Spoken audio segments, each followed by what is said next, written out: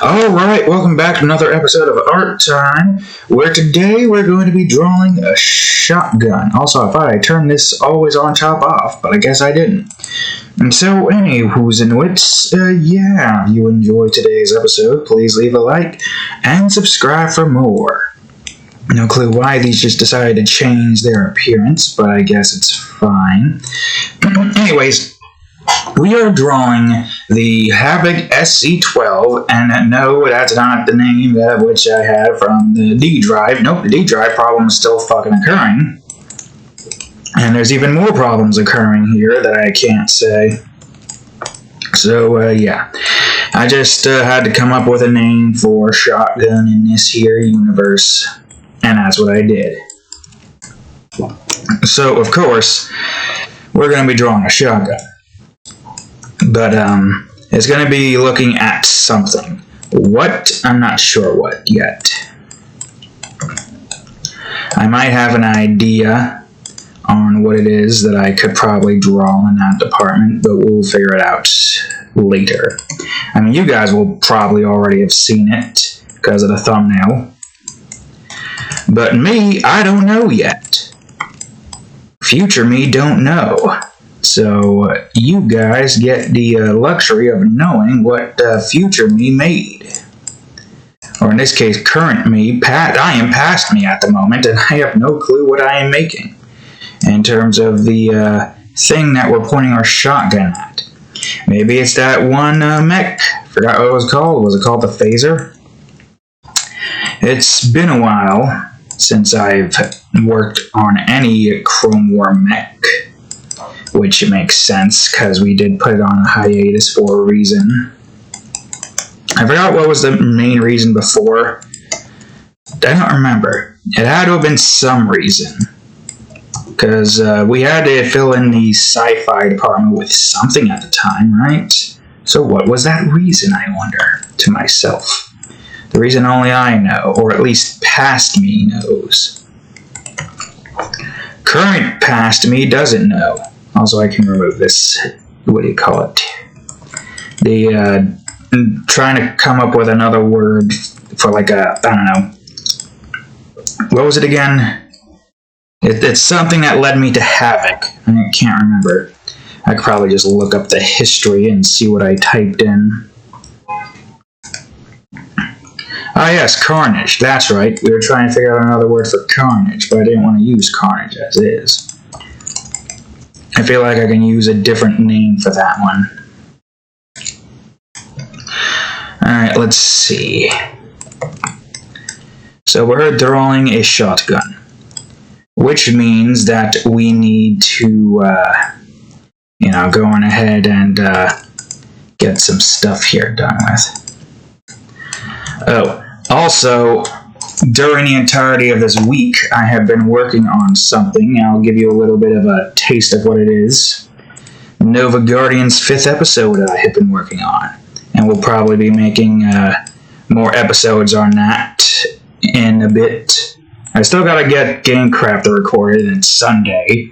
But I had to literally sit up there with the dogs for several hours because somebody was attending a wedding and another one was babysitting another dog, who apparently needs babysitting. So, I just worked on Nova Guardians for a majority of that free time. And then I started getting a little bit of practice in on sound effect making, because that's what the next episode in Game Crafters is going to be about, sound effect making. Which I feel like I am in a much better state. I still got a cough, but it's not as bad as it was prior.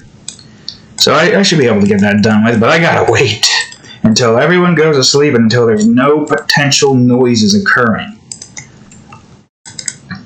Because, believe it or not, there's a lot of background noise that you guys probably can't hear because I try to get OBS as adjusted towards the sound effects as possible, like the sound, what do you call it? What was it called? Compression and whatnot. I tried to adjust OBS as much as I could so that, we sound right, because I don't have a microphone. I'm literally using a microphone, I think that's right here. I don't know if you can hear the pump pump or whatever the hell that would be called, sound like. I also testing out the sound stuff with the headphones on and rubbing my fingers up against that microphone really just sound like a demon growling. Am I right, cat? Demon growling? Well, you didn't hear it because you didn't have headphones, right? Right? And, yeah. That was interesting, to say the least. I'm going to go on ahead and do this so that this has, you know, some form of depth to it. Whoops. Alright, let's see. I probably should go down here. But we are getting close to the finishing up portion of the gameplay process. I got the crate and enemy sound effects pretty much set up. So now that I remembered what I need to do to get sound effects playing and Unity and how to like record it, I can very easily just go on ahead and start making videos on that. I don't know how the sounds are going to sound, because you're probably going to hear double the sounds. Probably. I could probably mute something. I'm not sure. I could mute something, but then I'm going to forget that I muted it, and then I won't unmute it. We'll see what happens. There's still time until I make that. Stop it. Don't give me that, little cat. You scratching shit you're not supposed to scratch. Alright, let's see. So this is an ACOG that we're going to be making. Stop scratching shit! Why are you scratching shit all of a sudden? We're making an ACOG over here. We're going to try our best in this particular direction. Because if you all know, perspective can be a bit of a challenge sometimes. Let's see. So, this is probably going to have something here. Is this where this needs to be? Well, there's no easy way to tell. You are where you need to be, but what about you? Okay, really? Get the fuck out of here, then. And also, no, you need to be here. Get the fuck out of here for now. Are you where you need to be? Almost. Alright, all I need to do now is just nudge this by one more. Or two. Well, I could probably just do this instead. Alright, one more. Got it.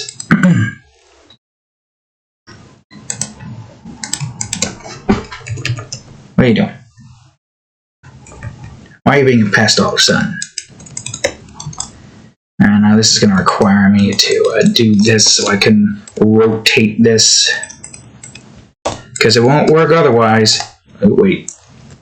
Oh god, I opened up something I didn't want to open up, but it's fine. And we got ourselves a little crosshair over here, topped off with a dot. Big enough to match all of that. Alright, good, great. Whoops, fantastic.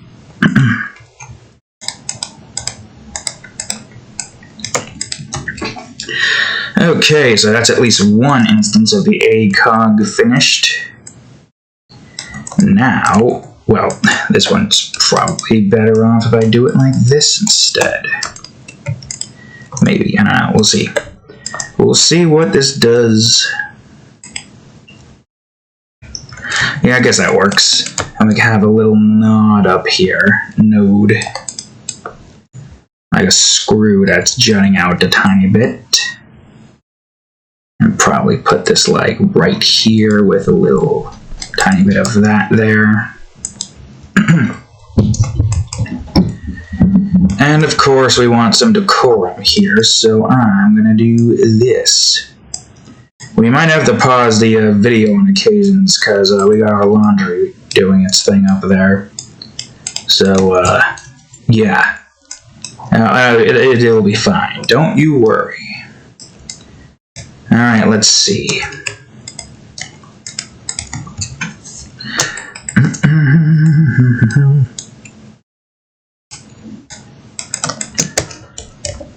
Okay. So, don't know, nothing really has been going on as of note. Although I guess I could probably talk about some broken shish going down at the frickin' place I'm working at. But then again, I don't really feel like getting ticked, so I'm not sure. Could probably talk about the amount of stuff that I need to do in Paint Maze before we get to like the main meat of the entire game.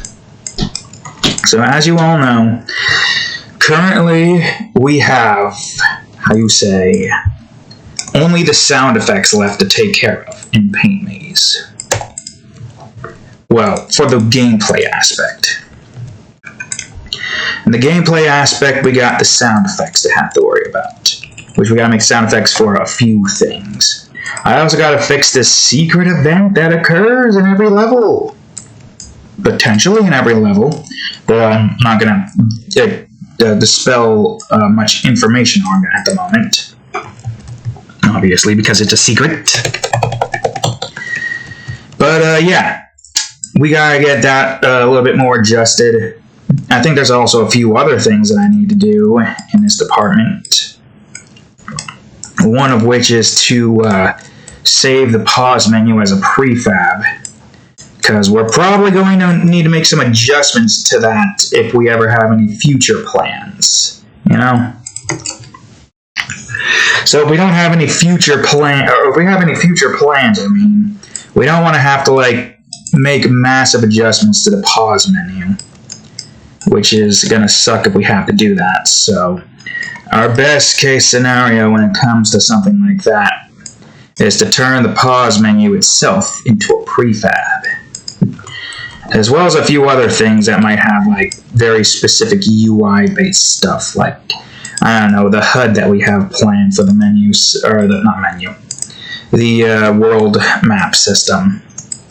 The thing that which you go through to explore the world and select and play levels in.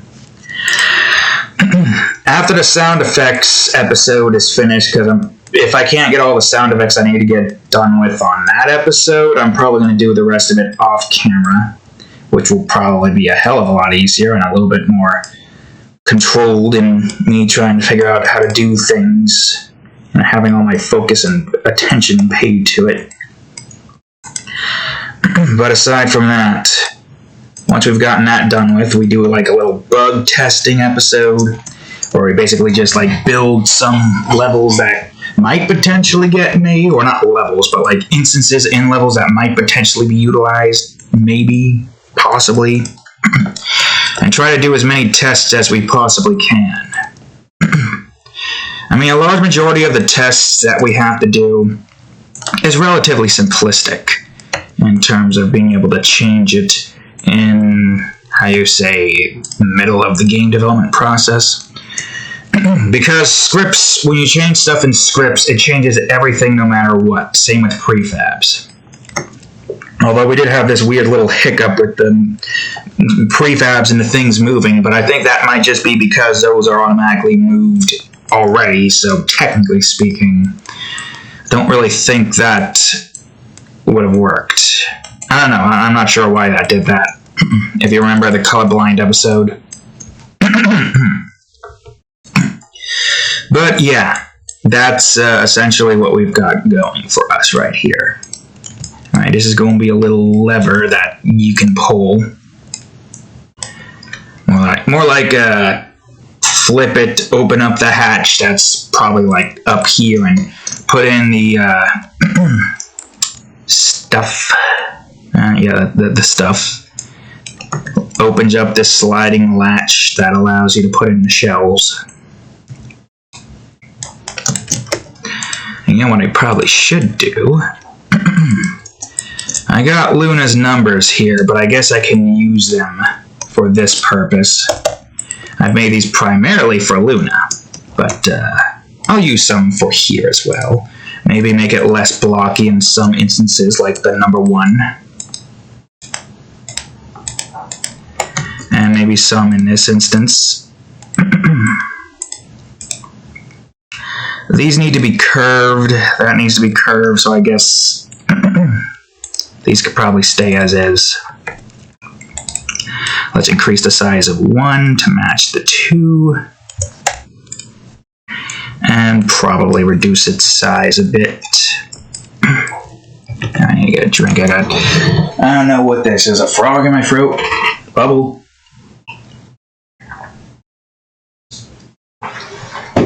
Whatever it is, it's annoying. So anyways.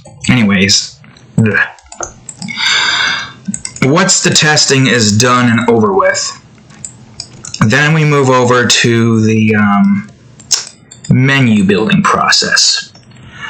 It's just literally just us building a menu. That's all it is, really. So we gotta build the menu, which shouldn't take too long. In the menu, we need to create the save and load function, as well as allow us to navigate through the thing. And we get like the basic stuff set up. We won't be able to test that yet until we get the first zone made at least. Then after we've made the menu system, we then focus our attention, don't know what that was like that, on making the main menu, I guess. And we got the start menu, which is the thing I was talking about, and the main menu, which you can only access when you're in the world, like, level selection area, the world map. I keep saying world map, but I'm trying to figure out another word for it because there is going to be also a world map, which we don't really want to have the two things be combined because then it's just going to be confusing on what the hell we're referencing. Because the world map is a menu that allows you to fast travel to zones you've been in. I'll have a fast travel like beacon in zones that you can fast travel to, but if you just enter the zone, it's probably going to have like a yellow mark that's like, you'll be teleported to the first entrance in the zone. The ones that are prioritized, at least.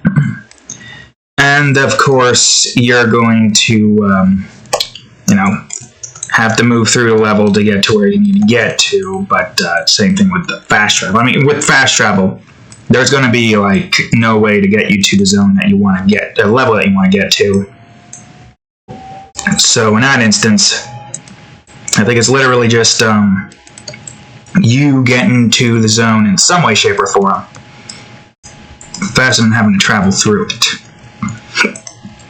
Anyways, that's not the main thing we're talking about. In the menu that we're talking about here, you need to be able to get access to the option menu and the extras menu. And in the extra menu, we need to build many things. This is the main menu that's going to be used as the entirety of this game, so we don't even need to worry about like saving anything here because this is just one singular menu. No prefabs needed. Although prefabs just might be useful in general just to ensure we don't have to worry about random nonsense. You'll see. I did a lerping, which I will probably show you in the next episode when that comes out Wednesday. And with that lerping, we were able to get the slider system finished and done with, which I'm pretty happy with. All I had to do with that was to make it so that the slider is adjusted via the global variables that we have set up. So now all you need to do is just move left and right, A and D on the options menu to adjust these two settings. Because every single freaking tutorial I see people make with the freaking audio slider involves you moving the mouse. Nobody thought, okay, what if I'm making a console game? And, you gotta figure out how to do that, but every single tutorial with a slider doesn't show that. I figured out how to do it, though, thankfully, which literally is just us grabbing the variable that basically just allows for the slider to move via whatever the value of the variable is, which is 0 to 1. And then we just have this sound effect slider volume thingy do its thing, and boom. The thing moves. The slider moves. Alright, I'm probably going to have this be H for Havoc off the side, assuming this is right where it needs to be. But yeah, as I was saying, we were able to get it to move via the variables for data.sfx and BGM. Which means we're going to have to ensure that we have some sound effect instance that we can like place all over the what do you call it? Which is going to be a bit challenging to remember. With the levels, they're all going to automatically have that anyway because of the option thing. So I think really the only thing that I have to do in that department, outside of like stopping music from playing when we go into a loading screen, is to ensure that the world map and the start menu has the sound effects stuff, as well as the, what do you call it? Although that might depend, because we might want to have the volume for the music and like the narration instance be pretty much, what's the word? Preset. We want the number for that to be preset. If you're wondering what the SC stands for, it literally just stands for shell count. Shell count 12. This is a shotgun that has 12 shells capacity in it. That's literally all it is to it. Let me do that so that's nothing in the way. Anyways, in the menu system, we gotta build the blockology, which is going to be a huge and hefty project. The blockology, we're essentially just like showcasing to you all of the blocks in the game. Every single block, even the super secret one, which is not going to be that important because that's a secret and I do that off camera. Do everything I can to make that, you know, work despite not having any camera form on me. But yeah, considering the fact that we've got a lot of blocks and a lot of information to like, because the blockology is literally just telling you what these blocks do. It even tells you how to control the game, which is literally just WASD. That's literally the only control outside of like, you know, a few other buttons that we would need. Like escape, E to enter. Should probably make this a bit more like this or something. E to enter, Q to back out, and probably X for the world map as well as the voiceover, because there's going to be voiceover for the blockology stuff. Although I have no idea how the hell that's going to work. That is literally going to require me to essentially just, why do I feel like this should be in this direction instead? That's going to require me to essentially figure out how to adjust the volume bits that we have. Something years off. I need to adjust this a bit more. Yeah, I don't know. I have set for OBS, but for this I don't. Maybe I could use compression and whatnot, but I don't really know how I can do that with this one. I don't have too much experience with Reaper Studio. Technically, I mean, I only know like the basic bare minimum.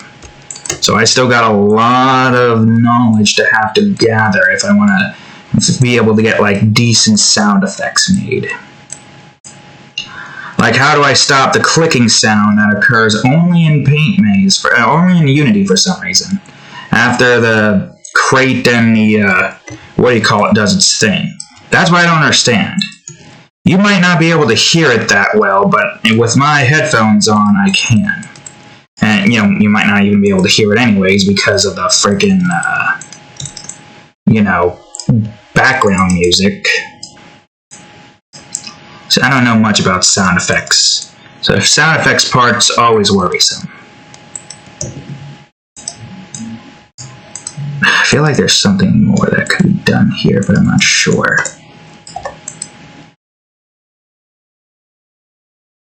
I feel like I probably should have made this, like, here first. I don't know. It's not necessarily too late to try that out. We might be able to get a better appearance here for this one. Okay, maybe we don't want that size. Maybe we want this size instead. Yeah, sure, why not?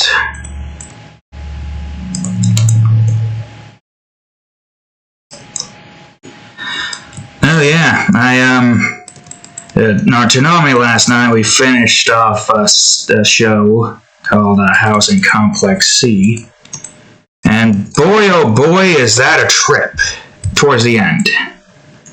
Like, seriously, that is no spoilers, of course, but yeah, it's definitely something you don't really expect.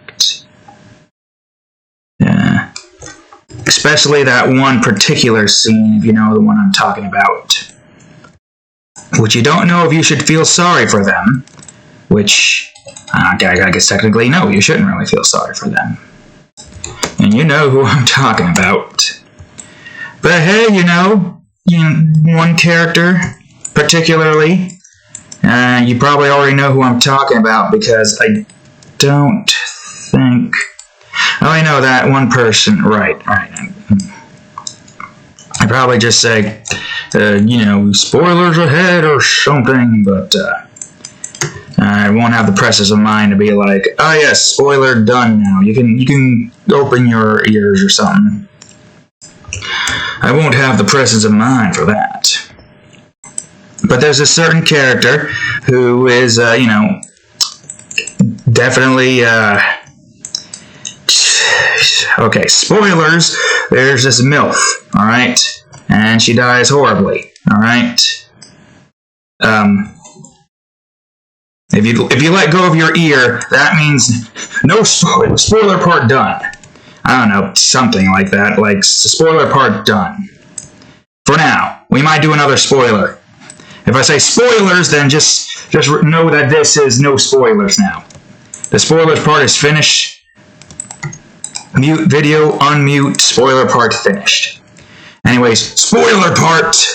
The MILF, Yuri's, mother, who turns out to be psychotic, apparently, dies horrible death. So we can have Luna come in, and she can forever be within Luna's prison, instead of dying a horrible and painful death. No spoilers. I don't know. But yeah, that's an idea. That's a thought we have.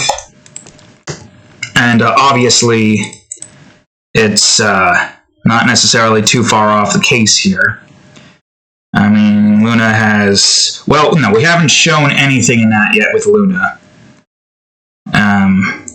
I would say spoilers for this one, but the entirety of the series seems to be inspired off of Lovecraftian stuff, so maybe it doesn't really matter. But I'm not sure. I'm not sure if that would be considered spoilers or not. Okay, well that 12 looks a hell of a lot better than it did before, so awesome. Also, was that the... Hold on, is this... Okay, no, we did grab the right one, so go back to here. And now I'm just going to move this in the direction it needs to be moved in and maybe do a little bit more of a skew. Luna has had brush-ins with those particular things. I don't know if it's even worth saying spoilers for this, but spoilers, the god, the Lovecraftian god that has the entirety of Housing Complex C in a time loop for 20 freaking years. So yeah, Luna has experience with that. Oh wait, no, spoilers end! Luna has experience with that. Via... God, this would technically still be a spoiler. So spoiler part. The whole that video that Markiplier did. Oh, actually, wait. Spoilers. Pause. You know that video that Markiplier did? You probably know which one I'm talking about. So spoiler part. The one where he, tries to woo this Cthulhu god girl. So technically it is spoilers for Housing Complex C when you have Cthulhu as the main inspiration for it, and how Luna, goes after probably all three of them. There was three, right? The squid-faced girl, can't remember her name. Golden girl, can't remember her name.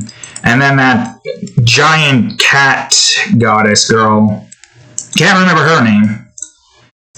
Luna goes after them. And, it will show that Luna does have experience with those particular types of ethereal beings, which is pretty scary because they're supposed to be all powerful, and yet Luna can overpower them? How the fuck can this pink android manage to overpower three literal eldritch beings? Well, don't question it. She just has that power. Spoilers ends.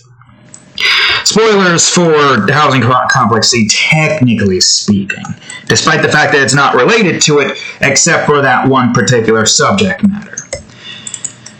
But yes, that was definitely a strange ride, to say the least, honestly.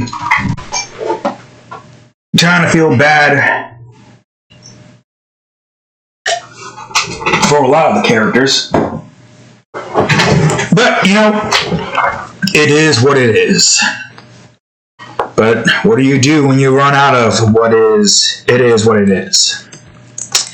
What do you do after that? I don't know. Anyways, These, I did a marathon, which is unfortunate because that means I gotta wait 2 weeks to watch the new stuff. There's also a Promised Neverland Season 2 marathon, which I'm not sure. I enjoyed it for what it was, but I understand everyone's anger towards it.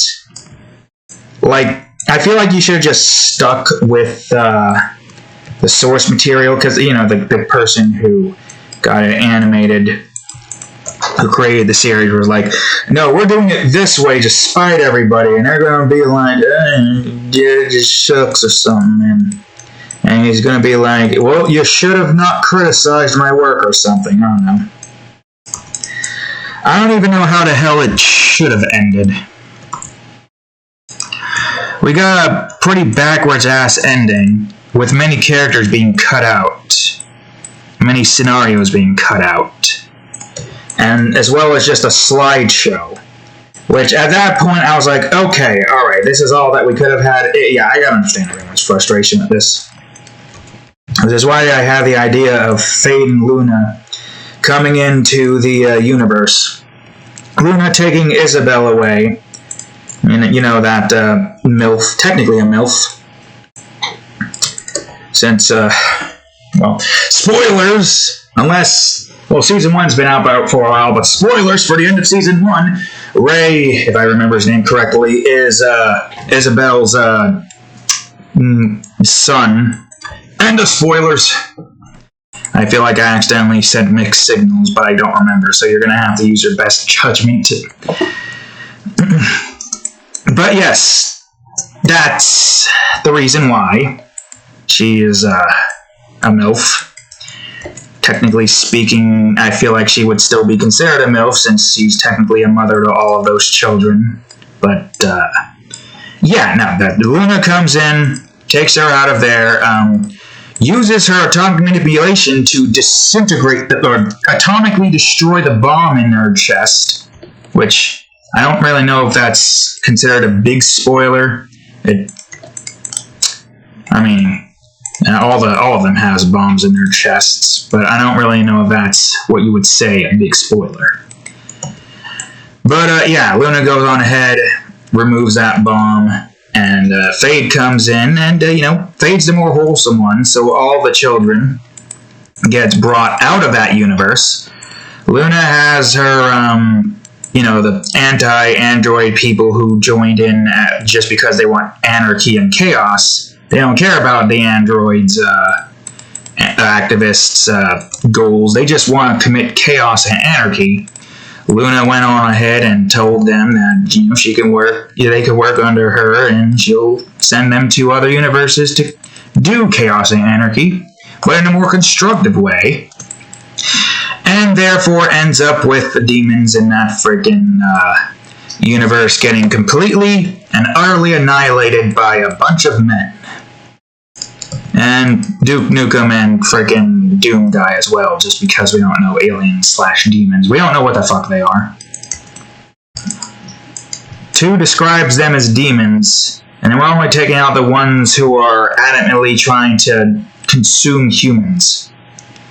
And probably have Luna go after that one girl, can't remember her name. You know, the demon girl, the one that's, you know, does not need human flesh to survive. She probably goes after her and tells her that the threat has been dealt with and you can go on ahead and give your blood to all the other demons and you don't need to eat. I don't know what that god demon is because the anime didn't show it. I feel like I would have to read some manga or something, or at least a quick description of what the hell that thing does or what its purpose is and figure out what Luna would do to deal with it. She obviously wouldn't be able to do anything to it because it looks like a child demon. I'm not sure about the that one girl though. I mean, I feel like there's some hint towards it in the flashback, and it might have been like fully shown in the manga or something, but I feel like Emma and that demon dated. I don't know why.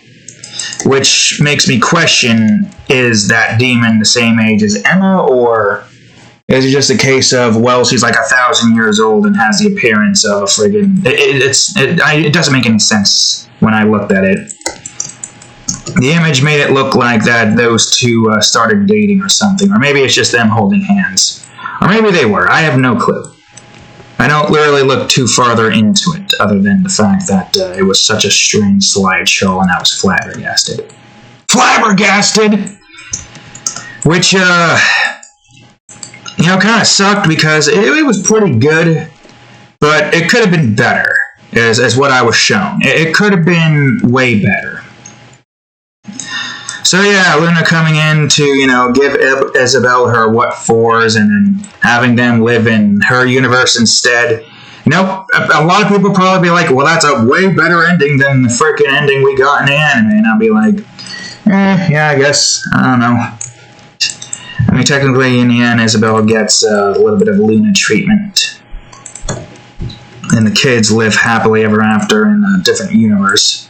No need to worry about demons, just aliens. And those aliens are peaceful. Luna's made sure of it. Alright, so there's the shotgun. We're just going to go on ahead and put this here. So, first person stuff, not easy to like get the perspective of, and once you've already drawn a thing, you have to stick with it. That's the problem with stuff like this. Getting a perspective for that is not easy. So I gotta just stick with this. There's this guy's arm. There is his... Oops, there is his arm. What was that plopping sound? It sounded like you cracked a bone. Like that... No, not that. It's like a... It's a very faint, high-pitched, which sounds like, you know, how you would crack your knuckles.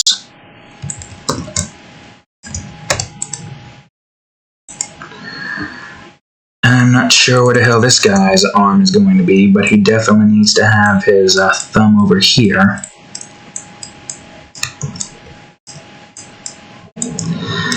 Oh, yeah, I will say, though, I'm pretty mixed about the end of what happened to the characters of, you know, the housing complex C. We're switching over to that now. Not the other one. That one is pretty much, it's freaking already, yeah. Yeah, spoilers for Housing Complex C. Apparently, Yuri's family is psychotic and trying to bring forth a god that supposedly Kimmy, the god, the actual real powerful god, created and then just stomped out for some reason, who was apparently her mother, which that made no sense to me. Or maybe she was talking about her mother in the third person and she's like gone and she's just trying to, I don't know, I'm not sure. I would have to literally watch that again. But man, those three suffered a death so gruesome, which I guess is accordance to Cthulhu, the Lovecraftian stuff, because apparently Lovecraftian stuff is very gory and gruesome. My god, man, they're just like up there suffering from the wounds that Khan's given them. And then, you just lose your arm all of a sudden. You don't know what the hell's happening, you just lose your arm. Then you just lose your leg. And then your wife loses a leg, and you're just sitting there in pain, probably. We don't even see them in pain. And then you're just put through an invisible blender and then just dumped all over your daughter. I know that doesn't make any sense when you say it out loud. Without it, even with context, it's very much disturbing and gruesome. That's because it is. She literally dumped the blood and guts on Yuri. And then she finds out she's a god and is blinded and still wants to commit murder for her. And then, well, moss vomit and then, oof, what a gruesome... I kind of like what? Like, it's not even a case of like, I know these girls are gonna die. One of these girls are gonna die because it showcases it in the OP. But even the OP doesn't make any sense. The opening is so freaking misleading because it makes it seem like she's, trying to freaking like I don't know, just reincarnation stuff. But no, there's no actual reincarnation because she's actually a god. Or maybe that is a god. Or I don't know, maybe it's just from long ago. And I don't know. I have no idea. I feel like I literally need a synopsis going down every single episode just to make any sense of that entire show in general. I feel like I would have done better with more than 4 episodes, but at the same time, I don't know how the hell you would have done more than 4 episodes. Expedition lore dumps? I don't know. We didn't really get to see much about the fish people, or apparently the deep ones. I don't know what that is. Man, I feel like this guy's arm is not where it needs to be. I mean, you have your arm out like this. You have the thing here, or I could probably just bring this down a bit instead, which would hide most of that, and maybe bring this forward here. That would probably be facing that direction. I don't know. Anyways, yeah, still spoiler bits because we're still talking about it. Don't worry, there's still spoilers. I haven't done the thing yet. But, yeah, well, of course you wouldn't know because I still have the thing muted. Hold on. Spoilers stopped. No, there's still spoilers, folks. Don't worry, I'm just giving you a little reminder that, yes, there's still spoilers. So, spoilers incoming. Yeah, it was a very strange ending to that show with, Yuri's family being the psychopaths. And Kimmy being the god, apparently. What the hell? Alright, I rotated that. And of course, I guess the foreigners were just like brought there as a means to sow discourse and hopefully get them to murder each other, but then they weren't doing it because they were trying to, make amends to their racist views, and then they're like, well, fuck, that ain't helping, so then they just outright murder them all instead, and apparently Kimmy turns them on the moss. It's like a sick game. Like, I'm not sure. I feel like... Does the ending explain that all of humanity is dead now, or just the town out of which that comes from is just no longer there? I have no idea. And Was she killing those who were getting close to the truth? Probably. Or maybe they killed themselves because they couldn't handle Cthulhu knowledge. God knowledge. What do you mean you can't handle God knowledge? It doesn't mean shish. All it means is that there is actually gods out there doing their thing. They're like, oh, that's cool. But then you go about your day, because what else are you going to use that knowledge for? Alright, spoilers end. I think I said about all I needed to say in that department. Now we're going to go over to the color portion, and I feel like I should make this a cadmium weapon instead. Yeah, sure, why not? A cadmium weapon. Whether or not I'm going to actually save this is anyone's guess. But anyways, there's some ideas there that we can utilize in the drawing aspect. That one should probably be more golden, actually. At least one. Or two. I think there's two. Yeah, we're not talking about spoilers now. We're literally just talking about what characters we would draw in that instance. There's that one girl who is slightly older, but not old enough to be, like, not using that in any way, shape, or form. Also, that should be called a base. And, of course, the mother, who I can't remember her name for some reason. But that's only two. One of them's old, the other two are children, so we literally only have, like, two options to choose from in this. Two options to choose from. Which is fine by me, because we already got, like, thousands of fucking options to choose from any other show in existence. And I can't get to any of them. So, yeah. That's definitely something to look forward to for those who are into the more mature stuff. Okay, I'll have that one just be a darker color. When? I don't know. I got, like, a free mature slot in fan art that I have no clue what I want to utilize for yet. The problem with that aspect is the fact that I got many things to choose from in the fan art department, and I have no clue which one I want to go for. Okay, I guess we'll use this.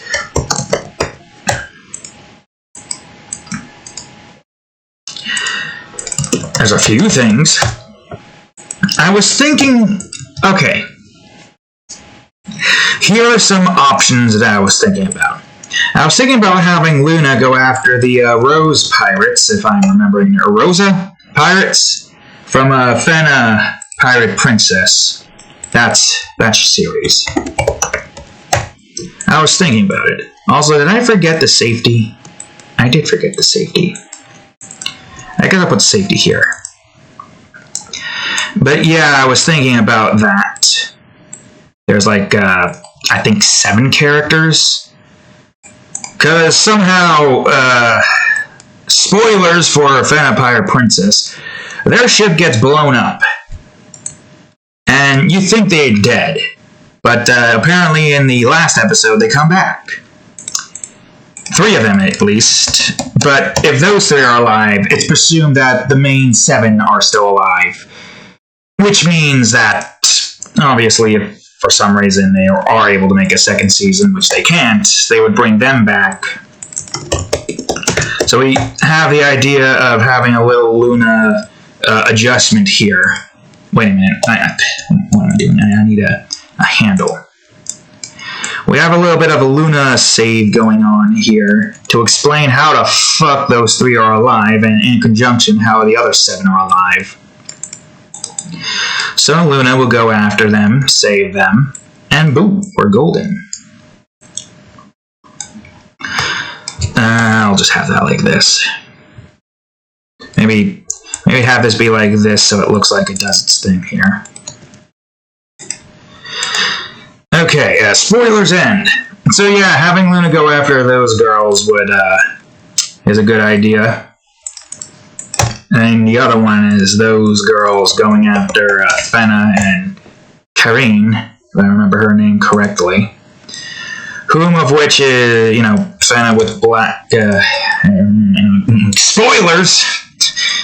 spoilers again. The Fena with black hair, you know, after the end where she loses her memory and whatnot, going after the whole, you know, Fena doesn't know anything about the secrets of which that, you know, they uncovered and treasures that they gathered, and they use a very specific torture method learned by, you know, Luna, to try to get them to cough up how to open it up.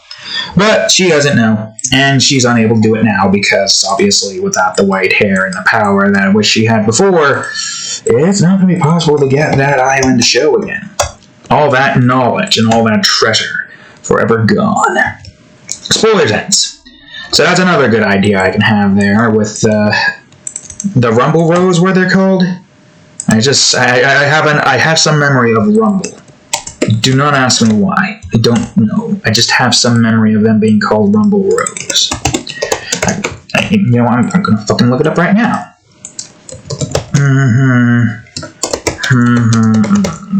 That is not how you spell the name. Yeah. As far as we're concerned, yes, what I said before is, yeah, that is right. You say that, but that's not true. Not anymore. Yep. But, yeah, that's something that I guess they save for potential season 2, but knowing what's been going on with Warner Brothers and all the frickin' mergers and all that shit that's been going on and causing a lot of problems, somebody tells me we're not going to get a season 2. Which sucks. It sucks a lot, given everything that's been going on. What you scoffing for, Cadillac?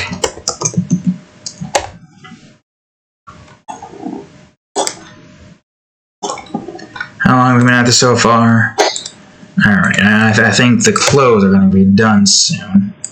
I think. I'm not sure. I'll have to check in a minute. The other idea I have consists off of, I guess, Francine and Haley Smith with Gwen. If you don't know who she is, that's another idea. Another idea I had was Grimoire in the third drawing in that little mini-series I have with Magalu and Grimoire. But I don't know. I have so many ideas and I have no clue which one I want to go for first. I only have one free slot remaining. So, obviously, we gotta really be careful about what we choose. Because we're probably not going to get another chance to go on ahead and do the thing that we need to do, which is get another drawing in that department done with. So there are options. Lots of options to choose from. Don't know which option I want, though. Hard choose. Hard choice. We choose one, we won't be able to do the others for quite some time now. So it literally is just a case of, well, is this what I want to do now, or do I want to do this one? Which is a little bit annoying, but what can you do? It is what it is. Alright, I'm going to go on ahead and get the clothes if it's done. I'll be right back. I have returned, and now we will continue what we were doing. Anywho's and whence, yeah, we were talking about, well, like, what we would draw in those particular spots. Which, I still have a hard time trying to figure out what it is I want to draw. I mean, oh, yeah, right.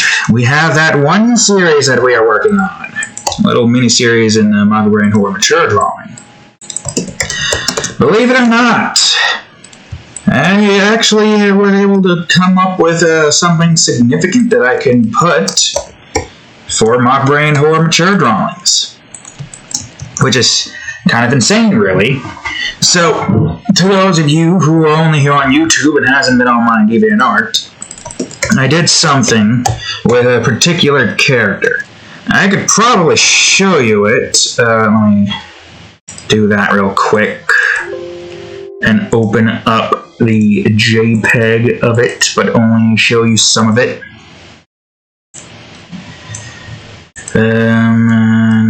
One more up. Okay, so I'm only going to show you a small bit of it.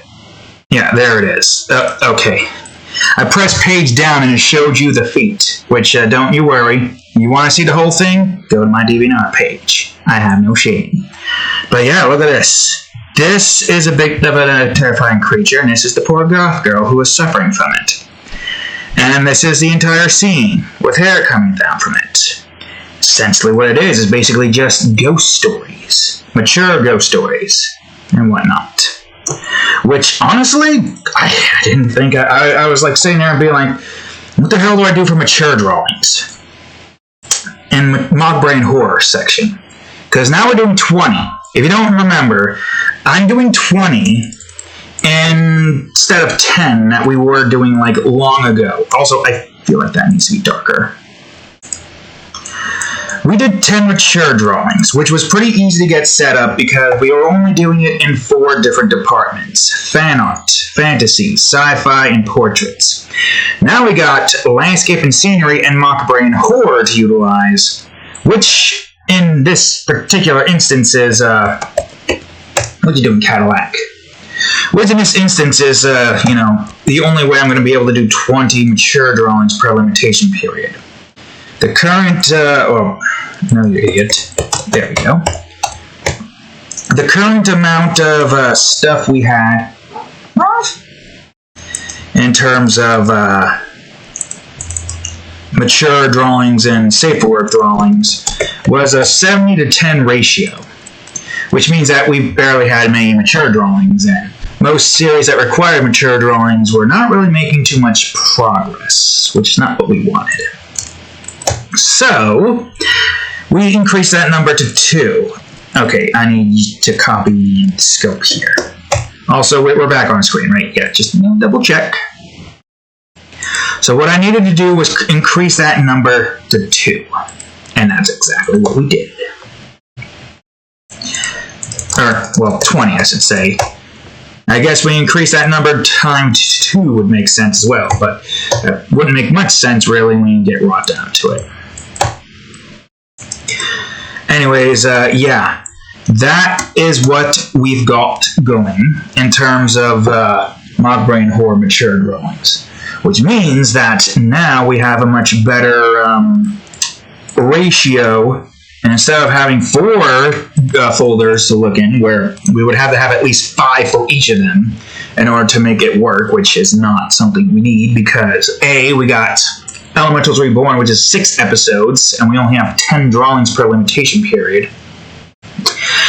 And B, we, of course, also got Nova Guardians, and we don't want to really over-swamp these folders with mature drawings, because we got other series and stuff to work on.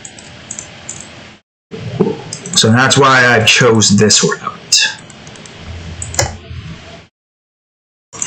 Which is honestly probably the best choice we've got when it comes to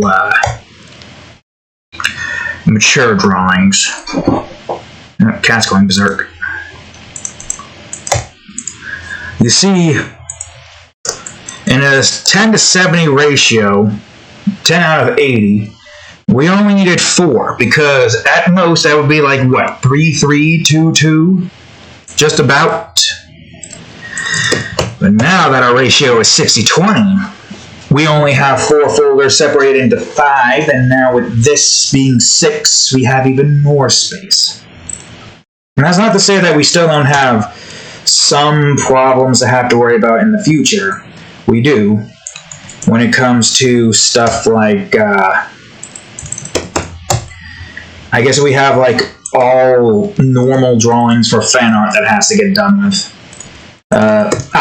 For example, in the next limitation period of fan art, I believe we only have, outside of 2 episodes of Pito's Fetish, the first episode of My Luna Academia, which is going to be Luna going after Bubble Girl, which makes sense. That's like the next part in the season, the next character to go over.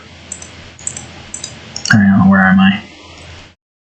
Yeah, that's the next character to go over and, you know, continue down that little storyline, because why the hell not? But after that, Luna saves Eri from Chisaki. I forgot his name. Chisaki? Is that right? I don't remember. Chisaki. Was I right there? Yeah, I was right. The name's a pain in the ass to try to fucking remember. And then the third episode is Kanrai Tenengu coming in to just kill him outright. Obviously, because that's power. Why does he come back again? Who the hell knows? All we know is he's dead. He's going to be dead in my universe.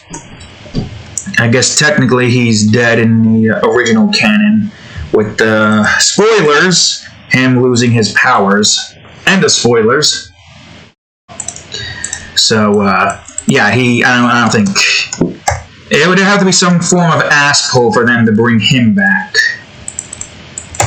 which I think is unlikely. And of course, the next 3 episodes in season 2 of Luna v Titan is going to just consist of safe for work, with some implied not safe for work instances. Just some. So, you know, given that we only have like 4 technically, unless, you know, well, no, I can't really sacrifice anything there.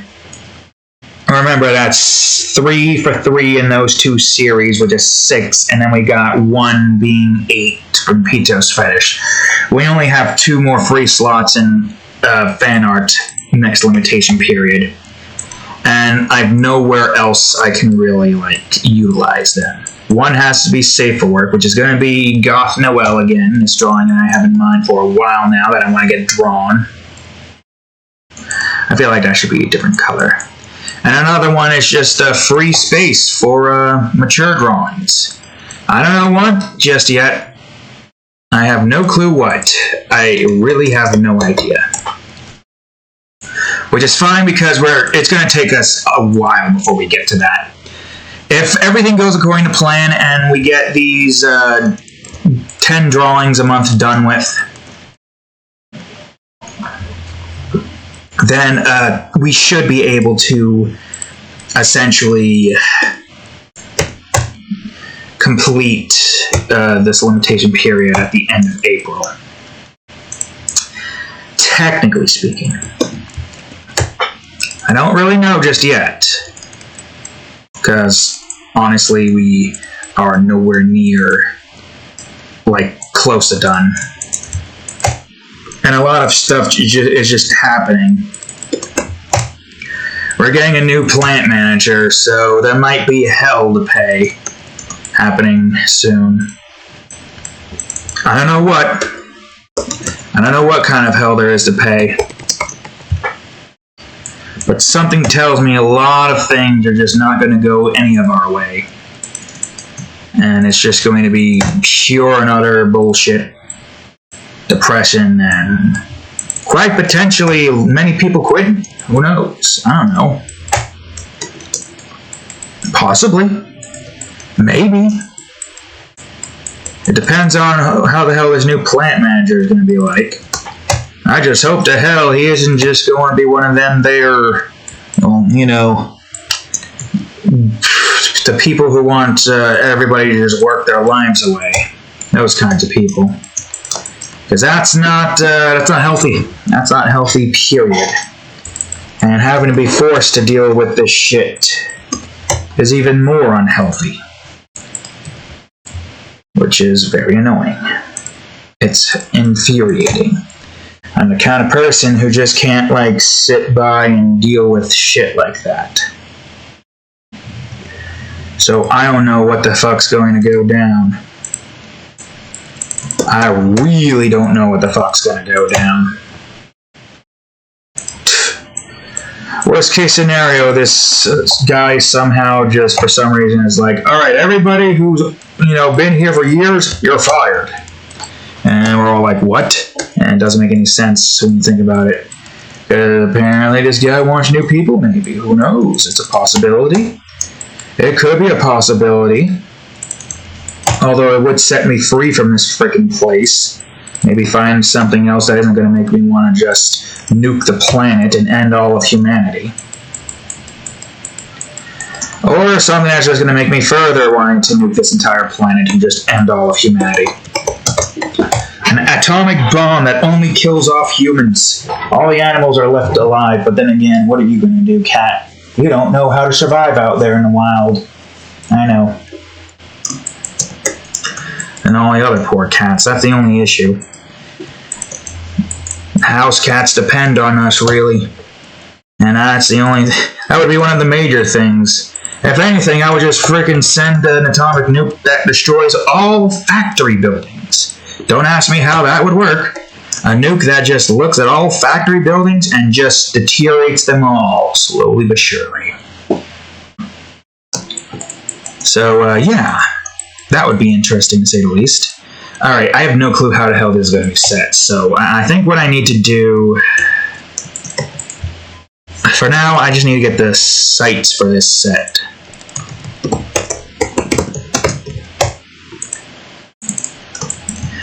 This is probably going to be like a nice, bright, vivid yellow. I need to bring this down to this. Same with this. That's the note. I said B, you idiot! The world sucks, and it's about to get a lot more sucky. Nobody likes the sucky. Alright, well there's the gun. Somewhat, so to speak. It's a shotgun. At this angle, it's a little bit, you know, tricky to figure out what it's, you know, supposed to really look like in full. But it's a long gun. It's a long shotgun. I think you all pretty much already know what it's supposed to look like. Alright, I went on ahead and saved the swatch. And now I'm just going to get rid of all of this. And get this guy's hand drawn. Hand. Alright, so this guy is wearing brown gloves. When it comes to cadmium, they usually only really wear, how you say, yellows, browns, orange, basically anything relating to, you know, the color yellow in some way, shape, or form. So it would make sense that he would be wearing... Oh wait, yeah. Shouldn't we have something here? I think, yeah. This guy's figure on the trigger. He's got his finger on the trigger. Christ. And he's about ready to fire at something. What is he firing at, you may ask? I have no idea. Oops. We're probably going to draw him in a hallway, messy and distraught, with, you know, a phaser probably phasing through a door. A lockdown door, if you will. Oh, also, can we see this? Does this matter? No. I'll leave that there then. Alright, so there's this guy's glove. I'm not really going to save this, but I'm going to keep it here. He's going to have a golden little arm wrap around here. I have no real reason to try to save any of this. I'm just saving it because... Alright, let's see. Would it be... No. I feel like you would have a more orangish appearance. Like, you know, a coat, if you will. Possibly, potentially.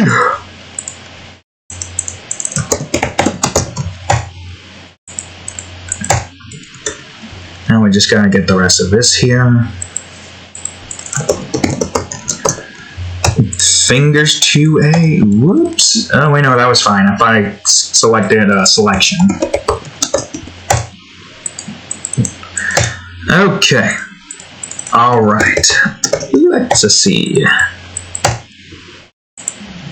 So far so good. We're almost done with the coloring process. Close to being done with the coloring process. This is probably going to have to go up above. I don't think it's going to be too much of an issue, considering where we're at right now and where this is all showing.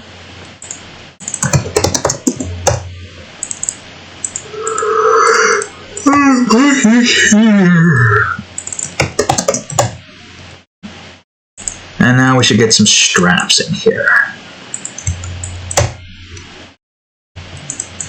There we go. Arm 1D. Arm 2E, I should say, not 2D, 1D, 2D. Right, Cadillac. What's this gonna be? Yeah, I guess that'll work. I'm not really saving this.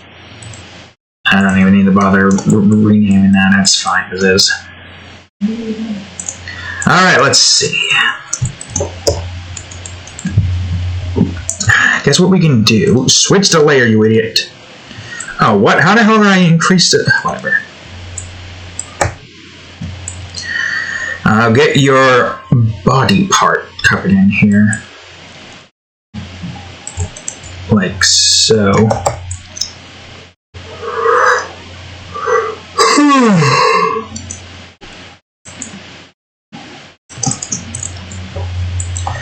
Man, you know, any of all of y'all's remember a game long ago by the name of Time Splitters? Man, good game that was. And I would like to play it again. Only thing is, I think it's currently an Xbox exclusive. Which I think you are able to play it on here. But the only problem is, I don't know how to do that. And I don't even know if it's going to actually work. That's going to be a little bit tricky. I mean, there's the Xbox store where I can, like, download Future Perfect and 2, but I don't really know if it's going to actually be playable on here. And whether or not I can use my PS4 controller in the Steam instance. Which is probably going to be confusing. Alright, it's going to be, well, not as confusing as you would think. Yeah, because in Sonic Adventures 2, it shows you the controls for like an Xbox controller, but I'm using a PS4 controller instead. So, I imagine it's not that difficult. Most FPSs are basically the same. I just gotta remember like what it is exactly I need to do to like control the things and move and all that stuff. I remember that game for its, you know, map making. The ability to make your own map. That was always fun. Being able to make your own map and whatnot. I wish there was more games out there that did that. There was one game long ago. Probably talked about it on the channel before, but considering how many videos I have and how little people are watching it at this particular time, I'll say it again. The game being Mod Nation Racers. My god, that was a fun game. Being able to make not only your own character and kart to race in, but your own racetrack as well. The fact that you were able to do that was so much fun, and I really wish the game was still active and alive. I really do. I'll look it up here. Is Mod Nation Racer still active? Is it? Wait, what? Hold on. They are currently working on bringing back animations. Lost creations. Lost currently. Oh, that sucks. The people are still up. Okay, so somebody's trying to work on bringing it back. apparently. Well, when was this? 9 months ago. Interesting.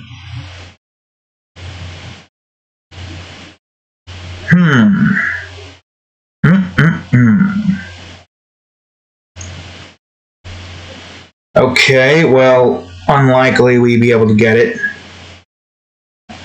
I feel like they should reboot it or bring it back in some way, shape, or form. There's barely any games out there that has you creating stuff. The only ones I can think of is Little Big Planet, Dreams, and Time Splitters alongside Mod Nation Racers. I guess technically in old Crash Bandicoot racing days, Crash Team Racing, I think there was a level editor, but they don't have that in the remake, which kind of makes sense because the level editor was literally just like combat mode. I don't think you'd be able to make your own racetrack in that. And even if you could, I feel like there's just a lot of a learning curve in that department that you would have to try to figure out how to work things. That's what I would like to do someday. Once the game development stuff takes off, hopefully, and I can get myself a big team. Maybe I can make something akin to Time Splitters. An FPS game where you can make your own arcade shooter map. Maybe one day. Hopefully the world will still be alive by the time that occurs. If it occurs, that is. A lot of terrible stuff happening in the world lately. A lot of terrible stuff. And no one out there is planning to fix it. I get a funny feeling that all the rich people are stealthily hiding their intentions of, well, it don't matter if we destroy the planet because we'll just move over to Mars. And freaking Elon Musk is just like their only savior, but watch, he's unable to do it in time, and then we all just die, and the rich people did all this in vain. Even if they were able to do that, they would still need to have something in order to essentially keep things running.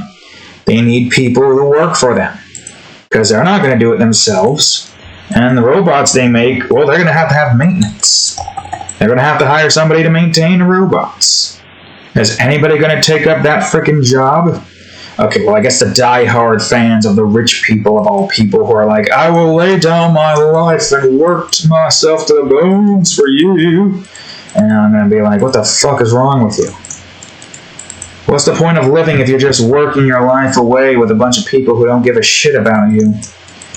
Although then again, if you're in that particular position, you're probably not even expendable because you're the only worker there. Unless they decide to try to get robots. But even then, after that point, you still need to maintain the robots. And what happens if you accidentally give the robots sentience? All the rich dumbasses up there die of their own hubris. That would probably be the case. Oh. I did not put this in the right spot. Hold on. Easy fix.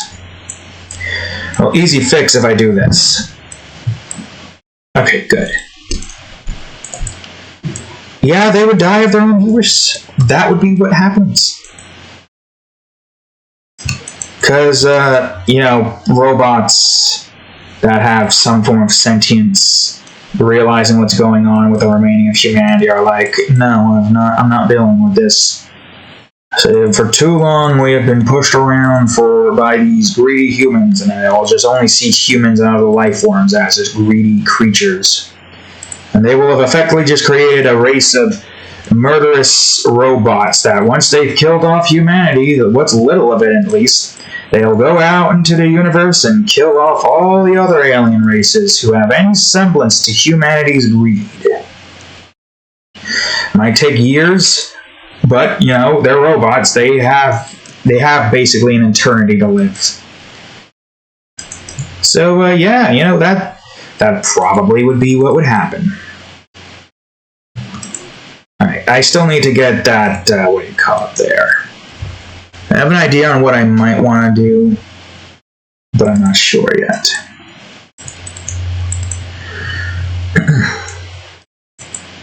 Anyways, yeah.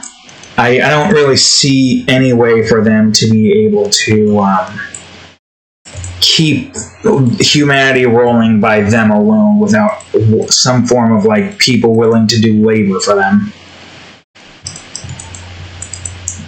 I feel like at that point we're just going to slowly die. Our entire species would just slowly die out from humanity and whatnot. At that point, I would just hope that my theory comes true. One of my creations comes into our universe, hopefully Luna, and we're taken away to her universe instead. And rich people have already left. They're on Mars, and all the dumbasses who decided to follow them are just stuck there for now. Eventually, they're going to die out, and we'll be in a much nicer place, which is essentially my own heaven. Because, you know what Luna's gonna do to me when we, do all that savior stuff. I will take all of the price to, have us all saved. Willingly, of course. If you know what that price is, eh? Wink, wink, nudge, nudge. Flirtatious eyebrow raise. Didn't do it.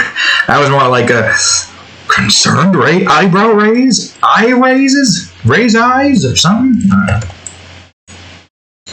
Although I'm sure a few people would also want to share in that because, let's be honest, there's a lot of people out there who enjoys what Luna does and would want Luna to do that to them.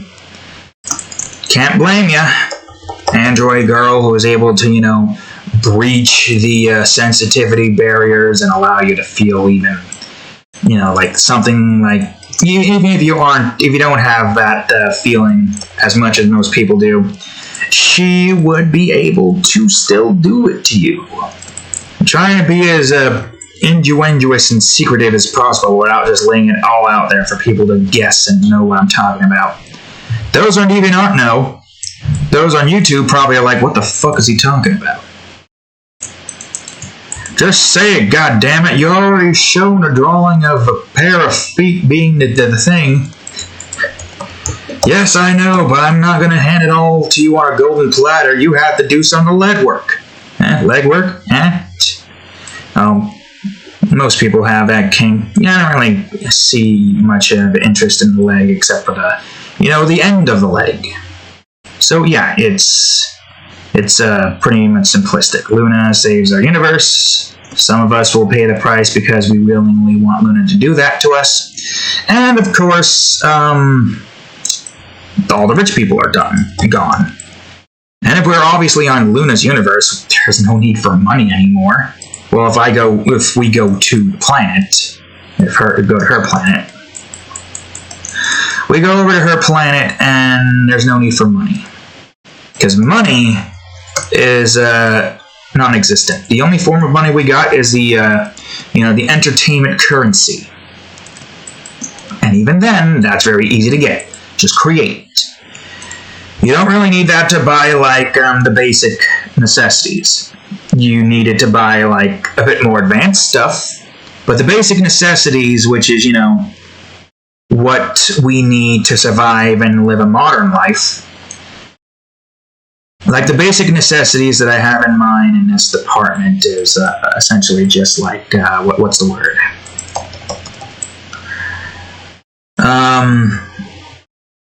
You got a modern house, bedroom, bathroom, living room, all that stuff that, a modern family would be paying for. But you get it for free because there's no currency for that stuff. Everything is made automatically via atomic manipulation. There are some volunteer work stuff for those who want to have some purpose and some work. Me personally, I would just spend all of my time creating, hanging out with Luna, and maybe even Faye, because, just hanging out with my creations in general is just fun. Then, of course, there's those who, create. They can create without fear of losing their house. Gain entertainment currency slowly, and whatnot.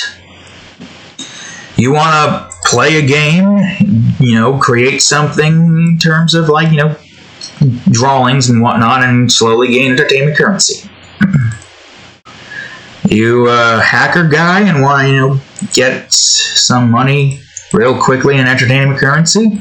Don't worry, there's an area specifically made for you guys to hack. Very challenging to easy. Extremely easy to extremely challenging tasks. That requires you to hack like certain mainframes and whatnot in order to gather the money hidden within the banks of those particular currencies, made specifically for those who hack and whatnot. All of that and more. But of course, all universes have their issues, and the anti-android activists are primarily the major issue here.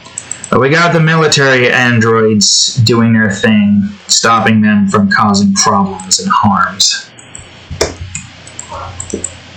I would say it's a good toss-up. Compared to our world dying, I would say moving to Luna's universe, or, well, I keep saying it's technically Faye's universe because she's the first one. Moving to that universe would be a million times better. And then staying in this one, slowly dying out, and the rich people just leaving us all to die, and bring those who are foolish enough to want to, stay, or not stay, come with them, and essentially be their wage slaves. It's pretty simplistic.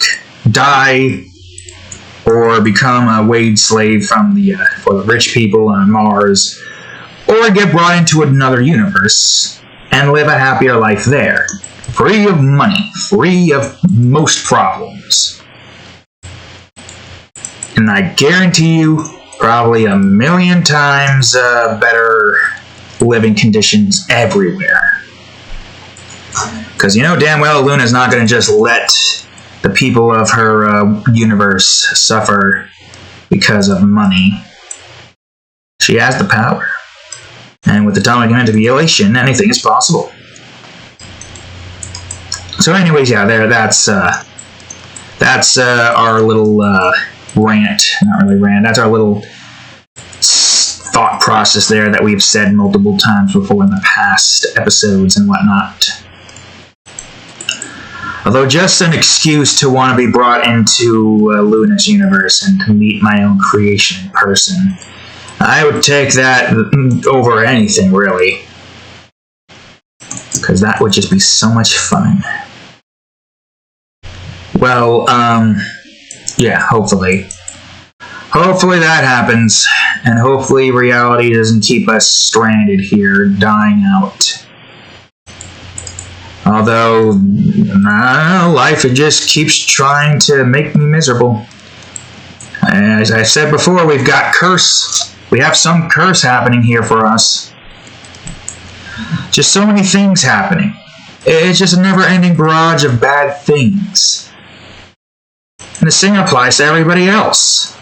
It's a never-ending barrage of terrible shit. So it's no wonder why I want to hope that I can leave this universe and go to one that I have created instead. If it comes to a point where you literally have to create your own fantasy world to escape into, then clearly something fucked up in the world is going on, and something has to change. I don't know how, but something has to change.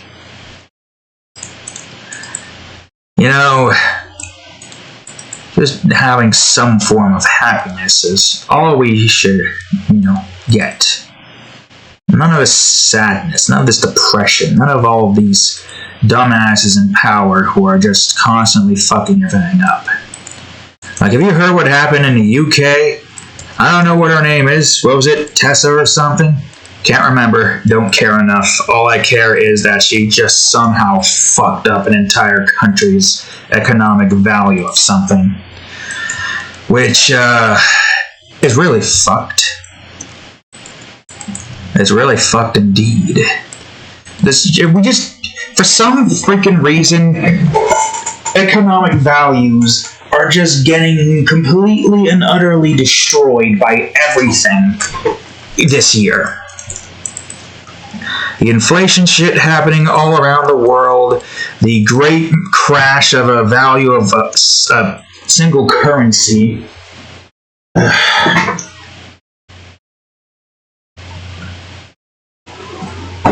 Oh yeah, and the Queen's death on top of all of it, which I don't really, have any stakes or care in any of that stuff.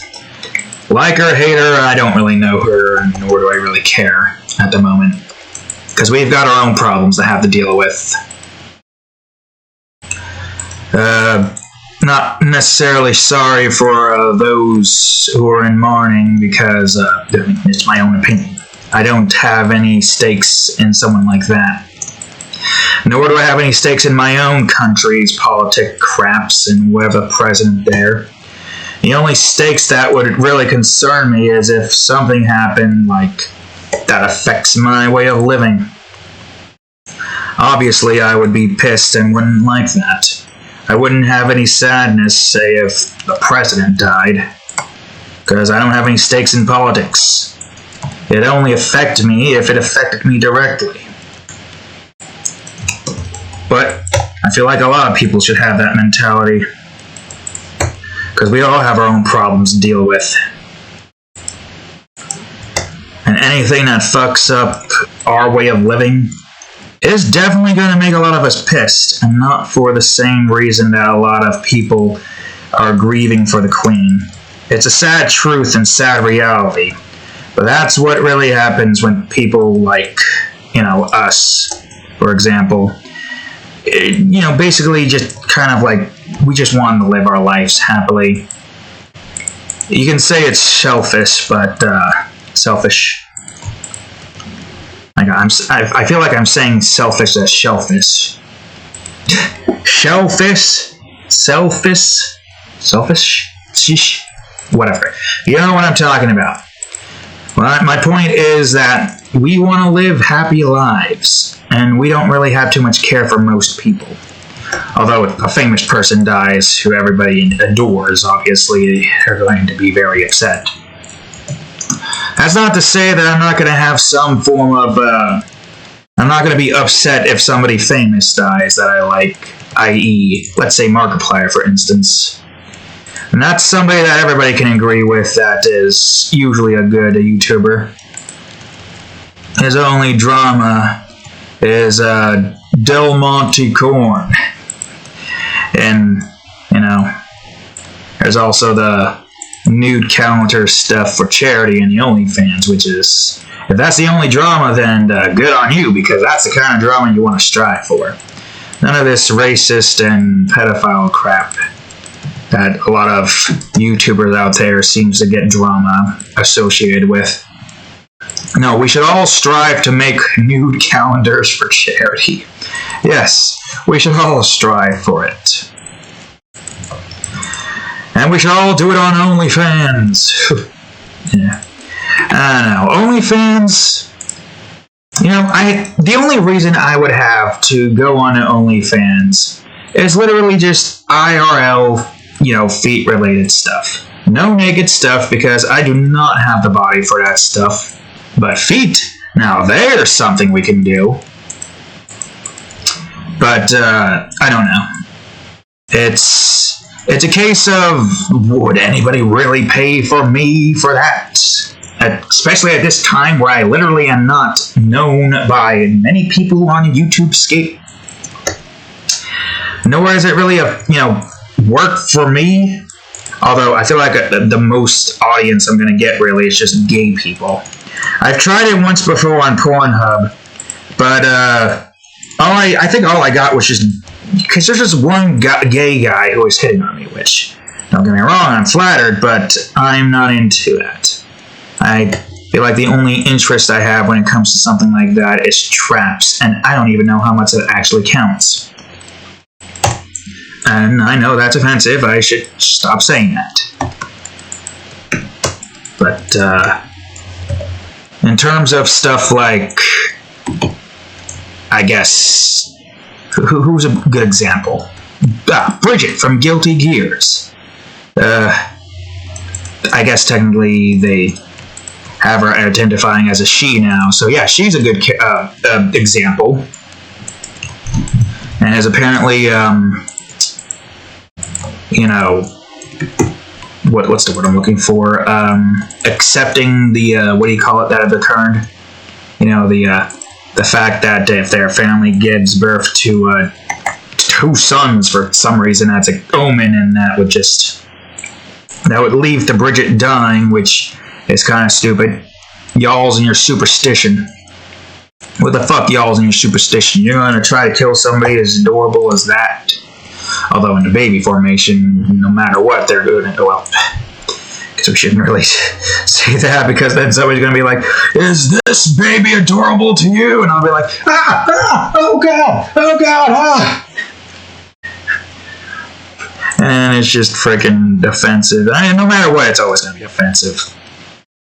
We strive off of offensiveness. Or just don't give a shit attitudeness. Oh yeah, this is cadmium. Cadmium has triangular doors, I think. Well, most of it's triangular. Anybody who's thick as fuck is going to probably have a hard time trying to go through this. Giant, wide-ass shoulders would have to just dug under and do this with their freaking arm. But yeah, anyways, as I was saying before, we tried that once before. But that was like before the purge. Purge that occurred. So, yeah. Whether or not I decide to try to like start that up again, but this time for OnlyFans, it really just depends. I have to have a real good reason to do it. Because I'm not going to get a crap ton of any monetary value, obviously, because most guys, especially in my side, I mean, I do have boobs, but I don't think that would actually work. Maybe I could pull off a trap look, but at the same time, I still don't think that would work. I don't think it's worth it yet. And besides, like I said before, that wouldn't be what we would do. We would do something else. Something more fetish-oriented, considering the fact that a lot of my creations stay true to fetish-based stuff. So, yeah. What were we saying? Oh, yes. We somehow got to this from freaking the Queen's death to I'd be sad if Markiplier died to Markiplier's quote-unquote drama to new calendar and OnlyFans to this. Only in our time, folks. Man, when we get to the Bob Ross parody thing, that's going to be interesting. Trying to do that all in Bob Ross, ASMR voice thingy. I am curious if whether or not I would be able to do something like that without the people who own his image, which is kind of stupid, being all like, "You can't do that. You can't do that. We're going to be little bitches and, shoot down this video that's obviously not making any money whatsoever." And then next thing you know, it's just a lot of drama, and people are just like, "Well, that's stupid. He's making a parody video, and he's not making any money off of it."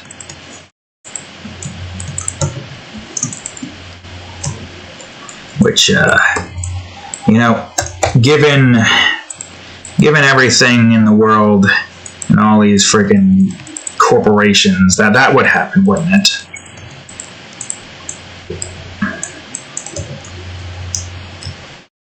This will probably stay up here.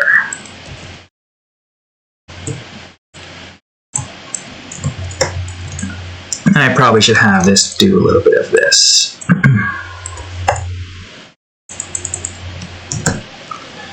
Anyways, yeah.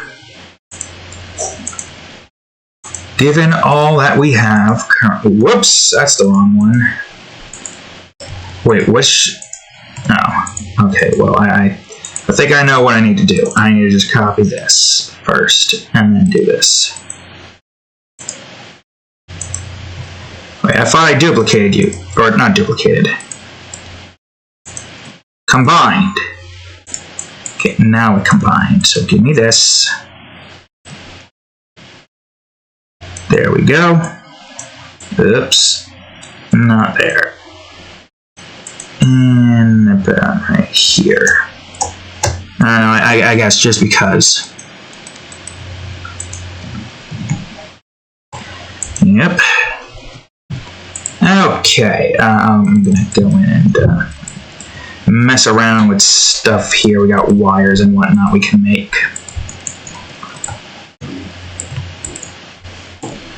Probably shouldn't do that. Probably should do this. And then do this.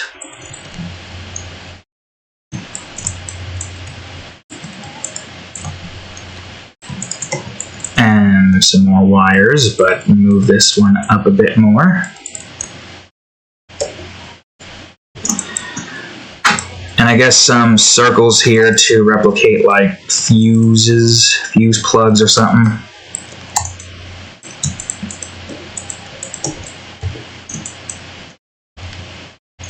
And maybe some like battery box. I don't know. I'm just trying to come up with what would be in this here panel. It would have to be something. So you're probably going to be like this.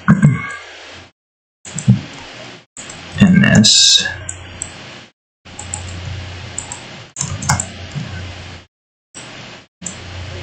And probably like that.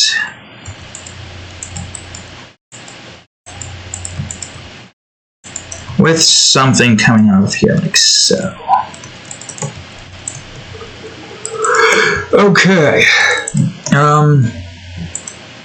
Maybe a pipe coming down here that's like broken off.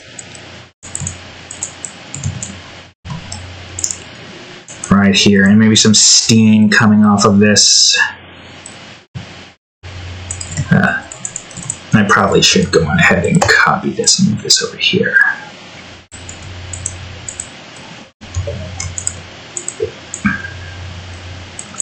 Maybe move that more upwards. I mean, that one makes sense to be at an angle because it's technically broken off. Like so. There we go.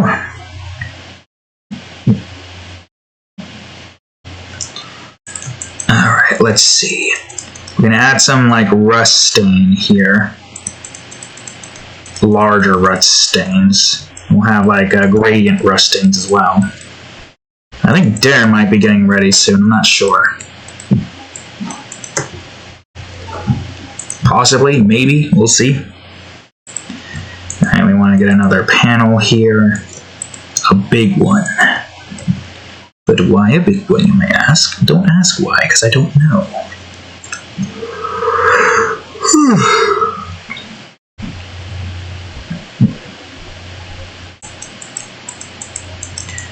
You know, like a little puddle stain or something.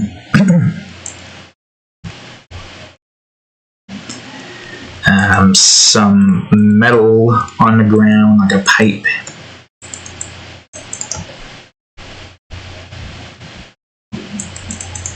Another stain over here, like so. What else? What else? Torn up piece of something. Torn up enough to leave the mesh here? Well, I'd imagine there would be some form of mesh in this department here. So what I would need to do is do this up top, but let's try to do this in a very particular way. Is that what we want? A little bit more open spaced. So, fuck, something along the sides of this. Is that even? I guess it doesn't matter too much. Provided it lines up with it perfectly enough.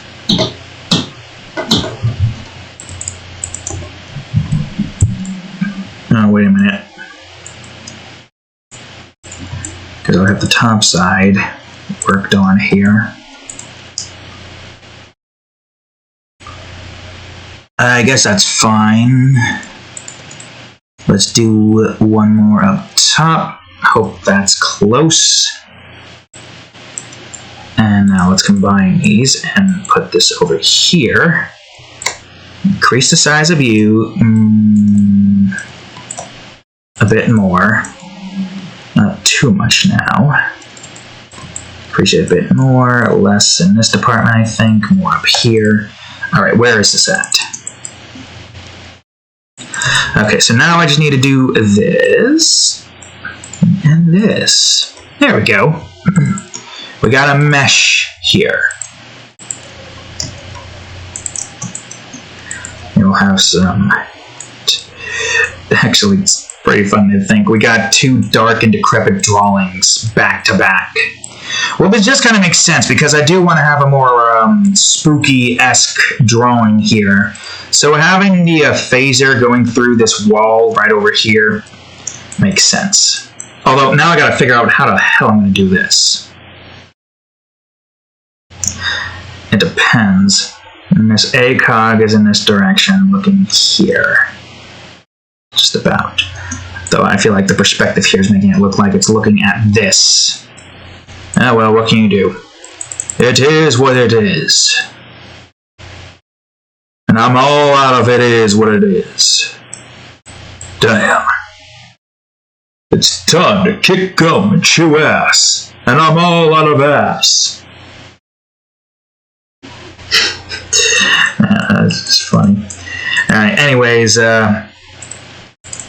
got some of the basics. I'm gonna get the flooring here. This is in the cadmium base. Although, actually, I gotta switch over to a different swatch here. There's a conditioner, universe, chrome ores, bases, cadmium. I guess we'll stick with this, maybe? Let me try something else. No, I'll stick with that. Alright, so far so good. Now we gotta go on ahead and get some other things done with here. The walls, for instance. I feel like that one should be a bit darker. Primarily because this is going to be a dusty and dark room, so having a brighter metal color is not going to really do us any good. Gray metal up here. Well, I should call this pipe instead of wall. Oh, it smells like dinner's almost ready. Which means we are going to have to take a quick pause. Or the end of the video in case something stupid happens. You may never know with this cat. Possibly. I could separate it into two parts. We are actually getting close to 2-hour mark. Maybe I can separate it into two parts. Because we're going to have to draw the frickin' phaser anyways. So maybe. Maybe. Now, see if I can get some of the coloring done with here. I'm going to try to do this all in one episode. Well, not one episode, all in episode formation, with no breaks in between. Well, breaks in between, but the second part just continuing where we last left off, instead of, what do you call it?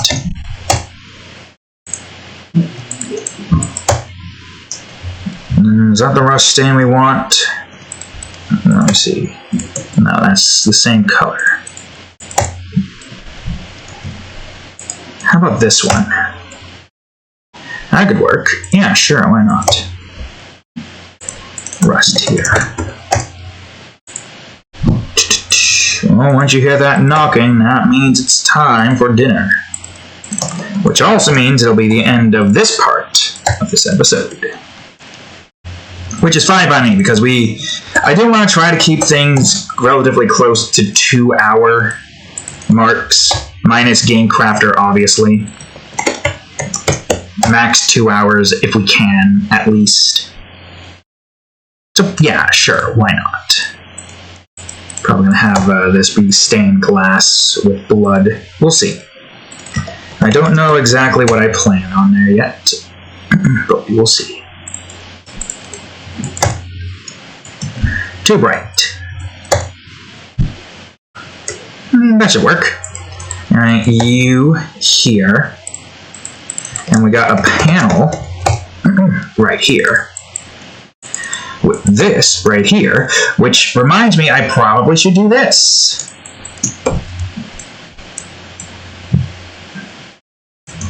Yeah, that's mainly the reason why I can't do an episode of Game Crafters yet, not until they go to sleep. You see, I need to have as much silence as possible whilst I'm making sound effects for that. And you're going to see what them sound effects are going to be like. I feel like this should be a more brown color.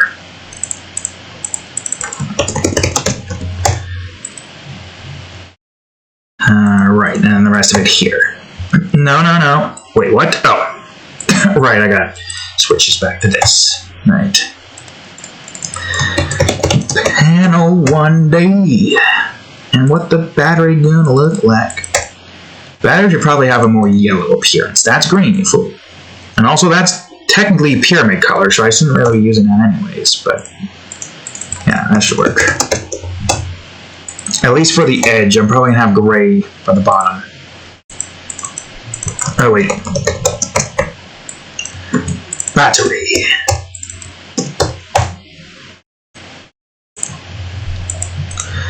This gray or a darker gray?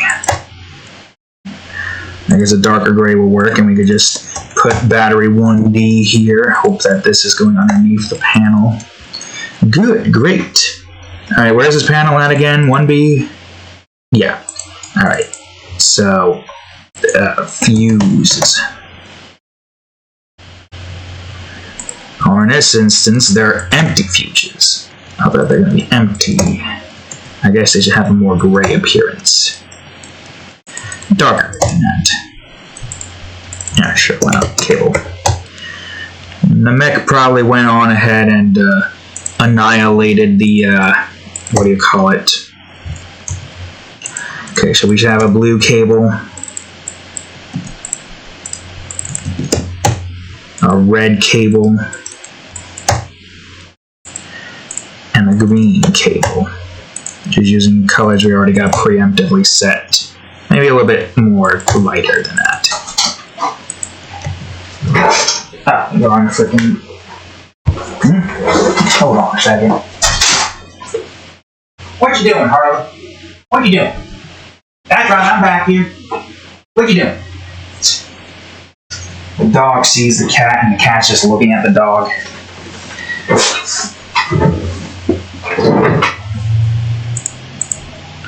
Alright, let's see.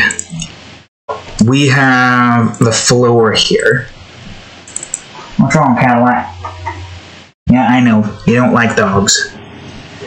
Especially dogs that are trying to get in here because they don't know better.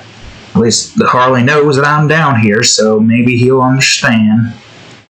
Let's just scrap. Yep, scrap. And this is a puddle. A puddle of what? I don't know, a puddle of something. Condensation. Let's bring that to 20.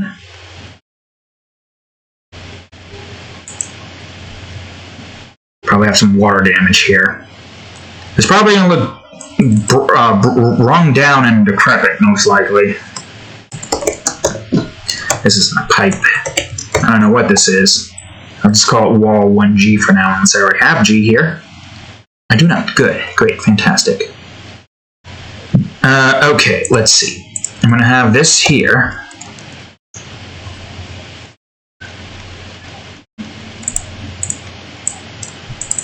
We're going to have this be wall 2A. And I'm going to have this here. Wait a minute, I think I need to make this one taller, because we don't have a panel there. I don't remember. Did I have the door colors automatically set here?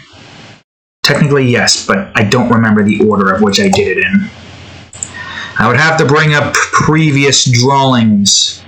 Oh, hey, 5 notifications. Right, okay, Quanchi. Thanks for giving a llama badge. I think I already have gave you a llama badge, but this doesn't freaking tell me. Murderous Cactus. Thanks for favoriting magical lip spell to your favorites. Chance Croc. Thanks for adding the World of Etheria to your favorites. Here's a llama badge if you don't already have one. Soup Bowl. Thanks for adding Roxy's MILF Feet to your favorite. Another mature drawing.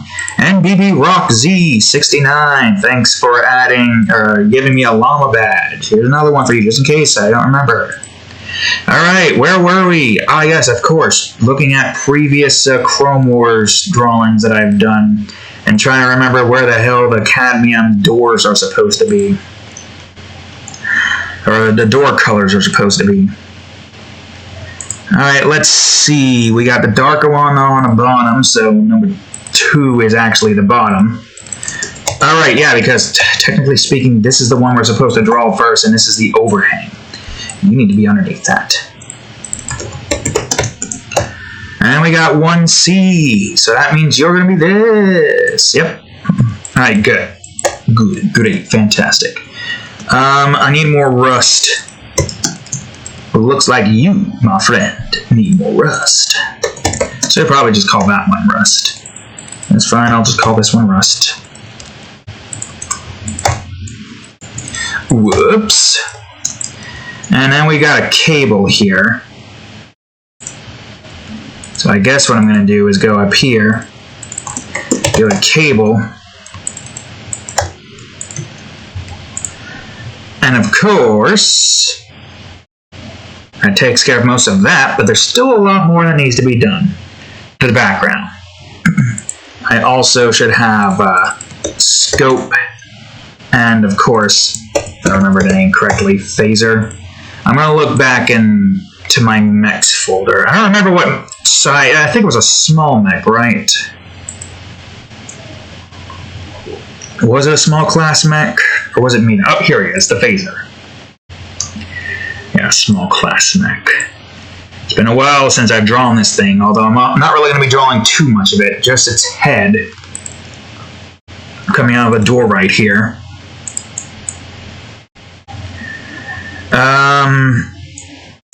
Okay, I guess we're just going to shade in what we've got. There's probably a hell of a lot more things here that we need to do.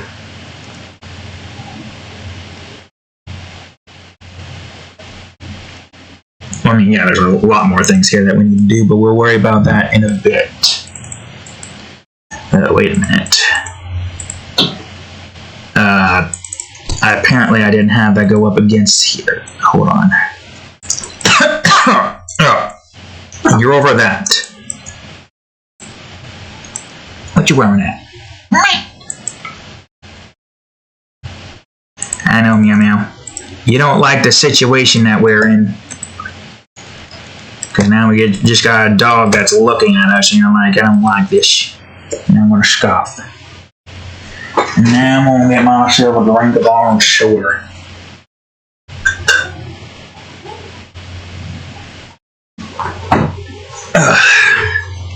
Alright, Puddle. Now, I got some ideas that I want to do here, but I got to do a lot of brush work. So let's just focus on shading everything for now. Though I guess we might be ending it soon because I feel like dinner is almost ready, right? I feel like it's almost got to be ready. So we might be doing like the texture and all the other stuff in the next part. Most likely. Oh, I also should delete the blank here real quick.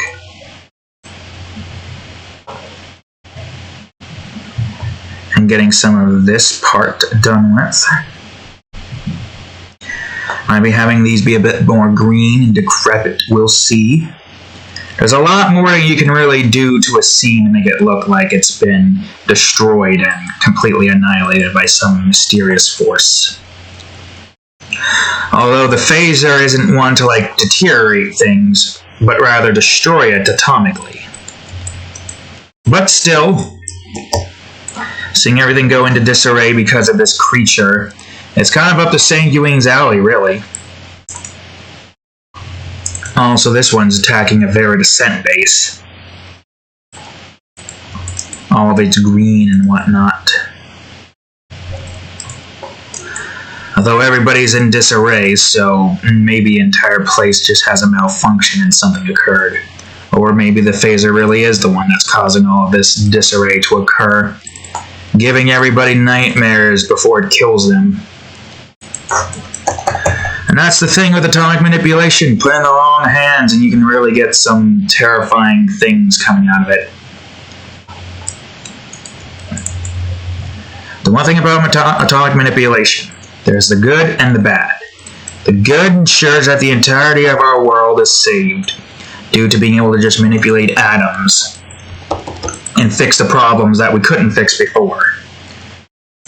Any like holes we have in the ozone layer can be repaired because we can just create new ozone materials to just add into everything there. Pollution and whatnot can be reduced too, because all waste that we have that we can't really like do anything with can be converted into something else. So like plastic, for instance, can be converted into a different type of material.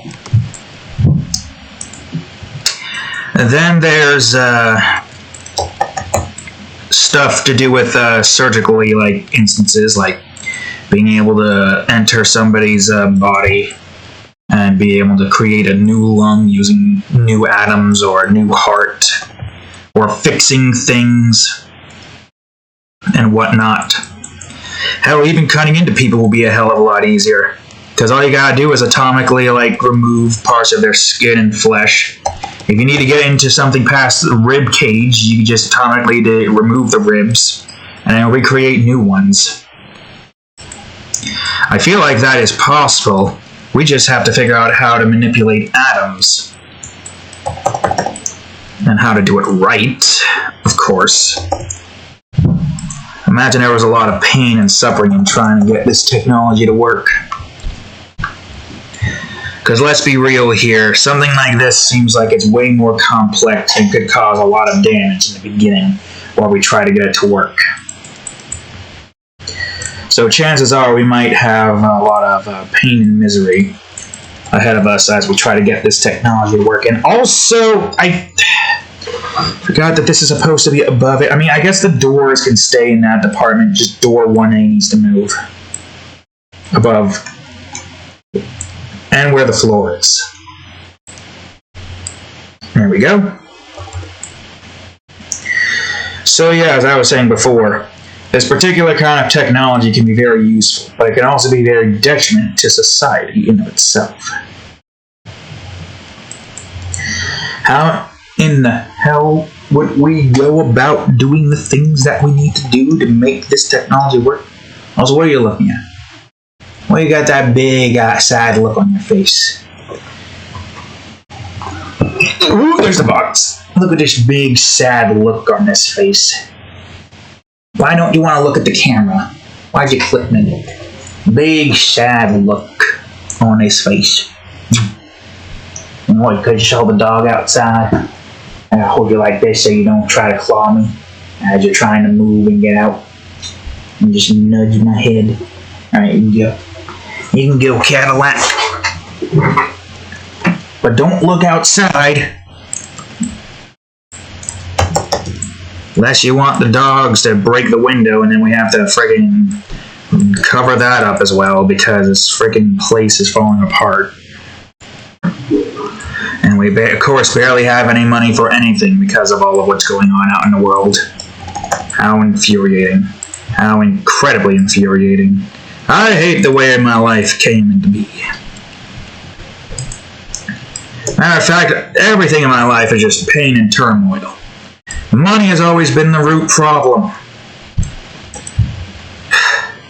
Just wish money wasn't a thing.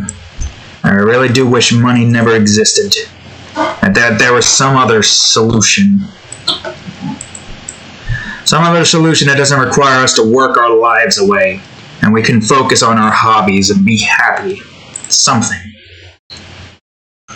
You know, people may think that if you have no work, then you feel like you'll have no purpose. But, you know, I have found my purpose, and that's creating. Literally, that's all it is just me creating. That's my purpose.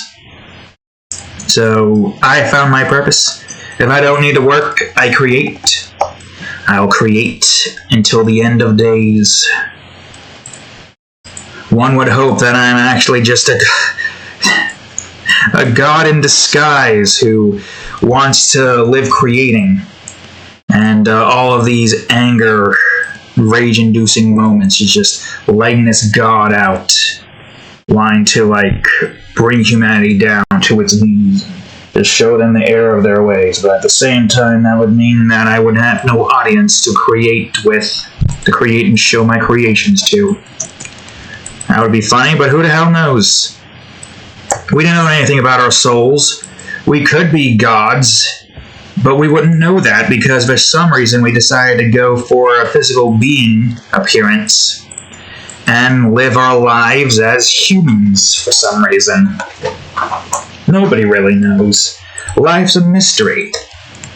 And those who don't want to use any form of imagination to, at the very least, you know, see things in that particular light, you don't have to take it seriously. Just be like, yeah, I could probably see that being real. We don't know. But I'm not going to, like, you know, accept it. I'm just going to live my life the way I am. Because essentially that's... Even if you were to have that knowledge, you just live your life the way you live it.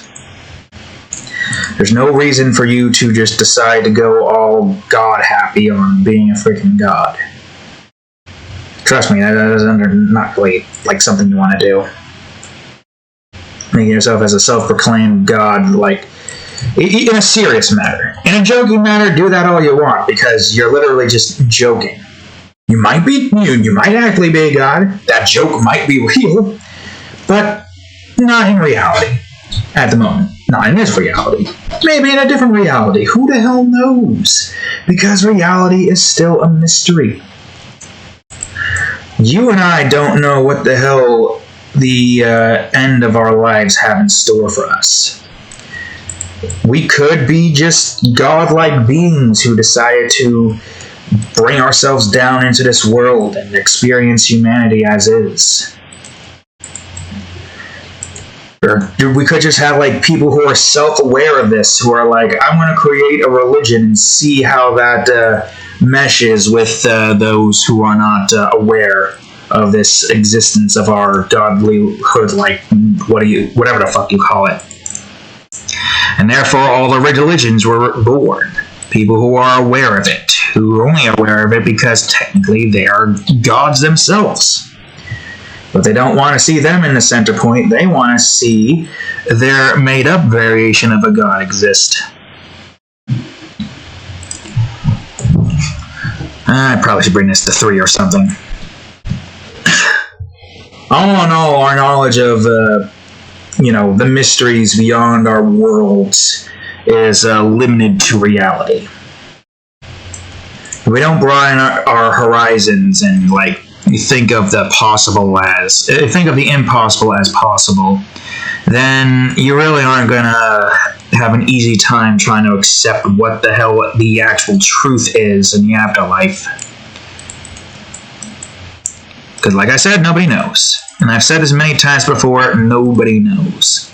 It's primarily the main reason why I don't really follow any religion. Nor do I really need to follow a religion. I've learned too much. I'm too self-aware of everything, and yet still have struggles trying to keep up with many things. Regardless of knowing about these potential theories and, like, thought processes, I still have struggles trying to keep up with a lot of stuff. But, still, you don't need to be intelligent to understand the concepts of potential, like, afterlife theories and whatnot. You just need to have an open mind and a vast imagination. That's essentially what it is. Why'd you move that, you fool? An open mind and a vast imagination. So, as you can clearly see, well, religion might not even matter. It might matter. Who knows? If there are people out there who have been following a religion for ages, and their souls have not, like, you know, if there is rebirthed into a new body, then chances are all of our religions are actually real, because the souls who decided to not continue their life in another body decided to create their own paradise, and boom, heaven exists, albeit in a more ethereal plane. But like I said, we have no freaking idea. Believe what you want to believe, but I don't really have any willingness to want to believe anything. I'm just going to stick to my own devices, have fun making theories and whatnot of certain things, and, you know, all that stuff. Besides, it's not like it's going to really mean anything in the end. If there is a God that exists, then we accept that and move on with whatever the hell happens in the afterlife. I'm sure if we have some God, they're probably just like you and me. In a few ways. But for now, don't worry about it. Live in the moment. And also don't try to force your religion down other people's throats. I have said this many times, but it's the kind of topic that, like, you know, meshes with a few, like, theories and whatnot that we've all created in our time. It's an interesting concept to talk about, because mysteries and whatnot, and nobody truly knows. Nobody truly knows, and therefore... Okay, it looks like everything here is in.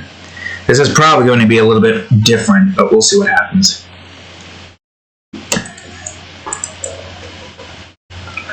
That is why I'm partially hoping that my theory for alternate universes exists, and whatever we create becomes real in a different universe. Because if that's the case, I could just go over to all the universes that I've created and hang out with my creations, if possible. I don't know if that would even be possible for, like, the more normal ones. The ones that are, like, aware of mostly everything, like Luna, for example, would probably, be like, yeah, I expected that. And with her, she would just do the things which she does usually to everybody. With my portrait characters, you know, Moon, the Goth Group, Naughty Productions, Cafe Group, all of those girls probably wouldn't see it as that. They would probably just see me as some crazy guy. Which makes sense. Maybe some would understand it, but many probably wouldn't. Especially those who are designed to believe in Jesus Christ.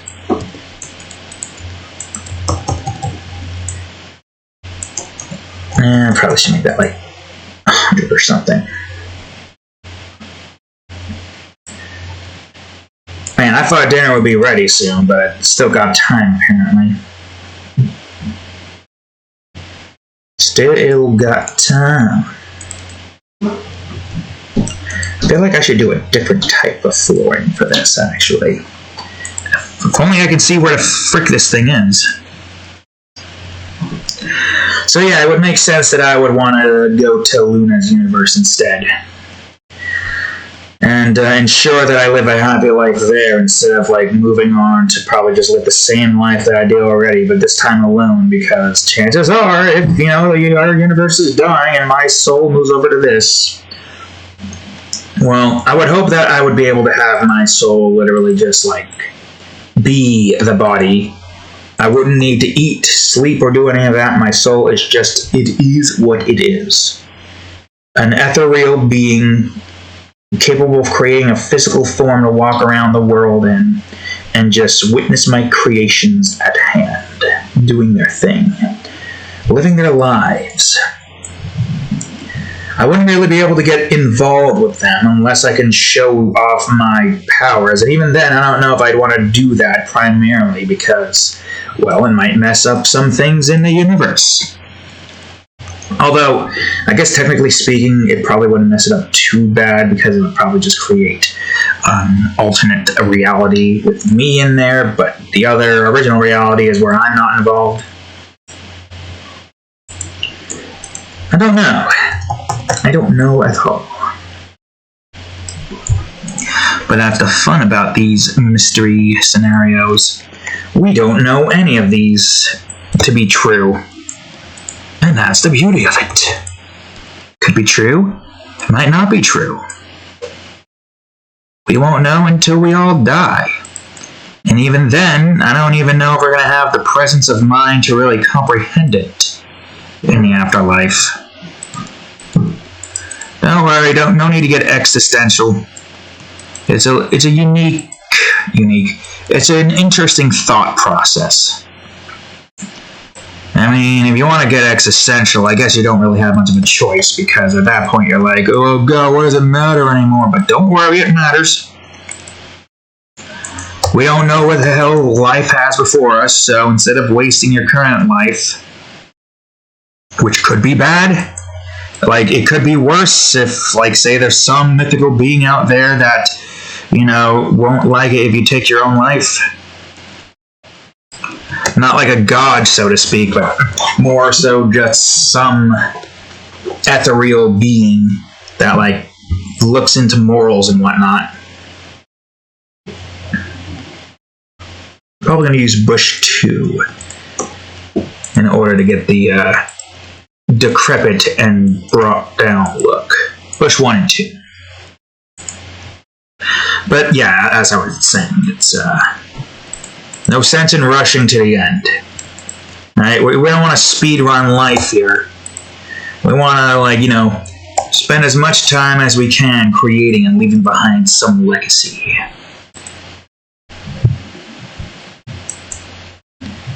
So, yeah.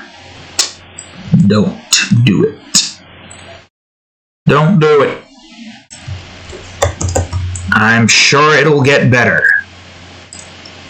And even if it doesn't, we'll be all in it in the long run. We'll be sharing in all of our suffering soon enough. But, you know, don't. Not really helping anyone's case here, really. That's probably going to be green. Green primarily because there's going to be like droplets or something coming down from this. Droplets and steam, and I also need garbage. Garbage! From King Garbage of the Garbage Dynasty. Water. Water drops. I'm probably going to have this just be 20. So, well, maybe make the flow 10. And make this at like 50 or something. So make this 20.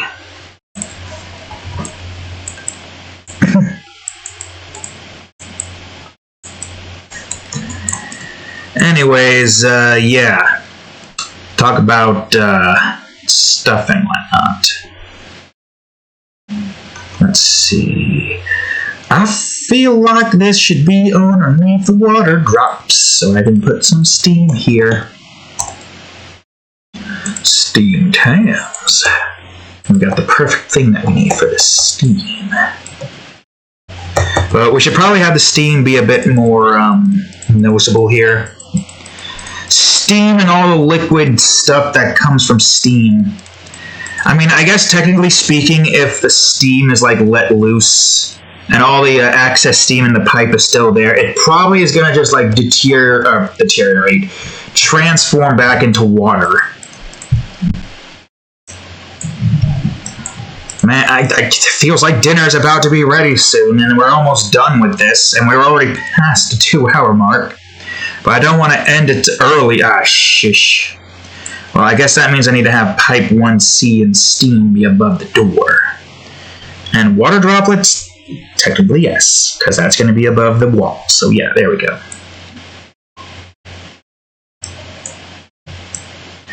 There we go. There's more here that we can do to walls and whatnot. I guess we should probably get some blood here. On a window. Blood. There we go. Probably at like 20 or something.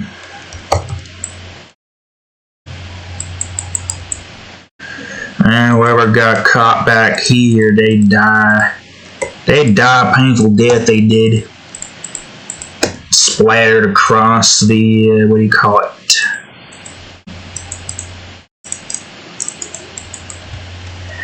Probably gonna be bloody handprint here. Probably be at like 50 for this part. And then we got their thumb over here.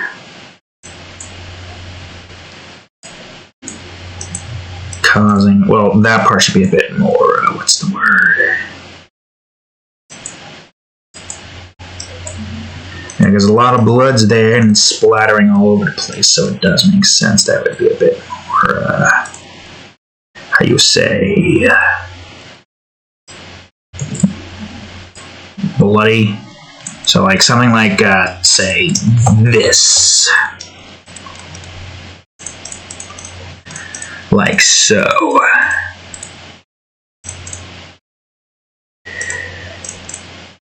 Causing that to go downwards like that, causing this to go downwards like this. Oh, probably should be a bit bigger. And that to do this, and this to do that.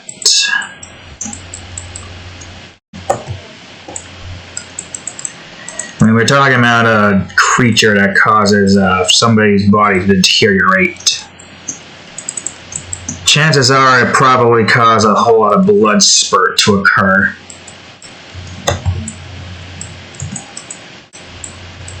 Yeah, that makes sense.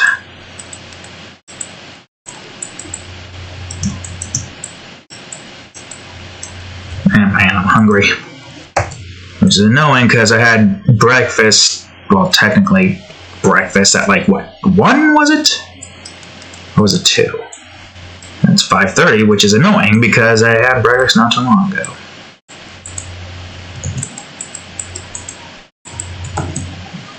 Alright, the blood here should probably be a bit more maybe overlaid. Oh, overlay actually does work, but let it be more like it's on the other side.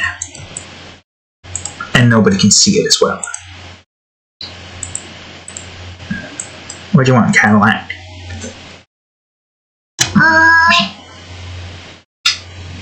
Nudge my nose. And there goes her tail. Beat her tail. Even though I didn't really get it, I just got the fur. Alright, let's see. Maybe less large and more like this.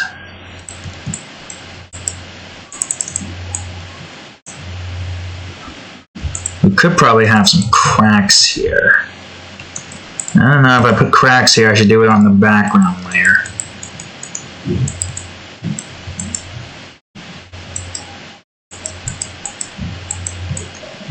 Put some here. And now we just do this.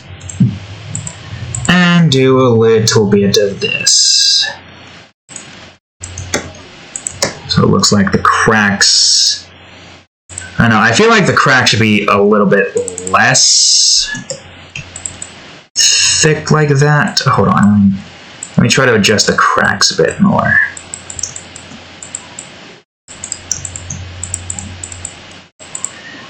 Like this, like that. How's that? Better? A Only one way to find out, I guess. That's the fucking erasure, you idiot. I said go to O.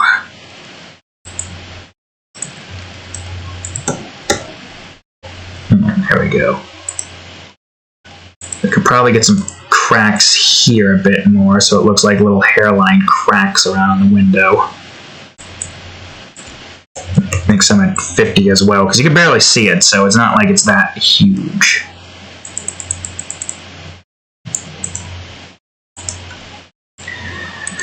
Alright, there's way more here that we need to do. I'm surprised that dinner is not yet made. I guess they were making their own dinner first, because they're making something that I don't like. I think they're also making cheesesteak.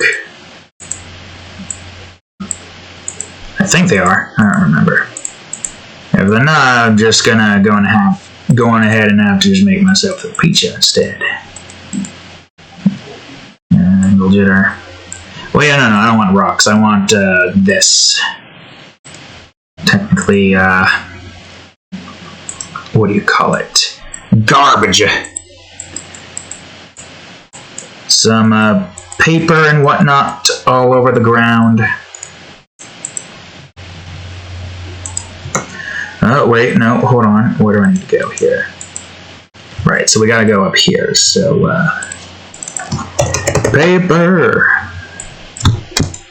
And this needs to be at 100, of course. I think. Maybe make the minimum diameter not that small. And make this at like 50 or something. Yeah, we got bits of paper all over the floor. I need to make some that are bigger up here. 60, 30.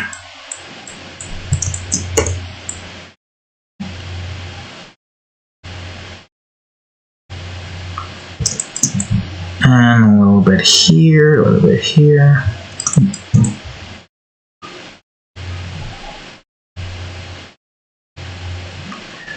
And a little bit here and here. There we go. Alright. Now let's get some of these done here. I do like getting to see the decrepit feel of the place here. Although this one is less of, it's been abandoned for years, and anybody who walks into it dies a horrible, painful death from the ghost that haunts it, and more of just a war zone, with a faction utilizing a terrifying mech capable of phasing through solid objects to deteriorate somebody's body, until it's literally nothing but blood and guts on the floor. So what's scarier, ghosts or man-made horrors beyond our comprehension? I guess that decision is up to you guys. Alright, now what about scrap? Bit of scrap on the floor. I guess we'll have scraps. Just like 50 or something. Maybe make it more spaced out.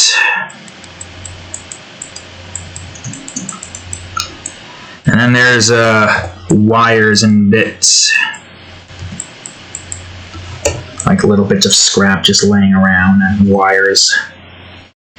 Probably should make a panel somewhere as well. Panel. Oops.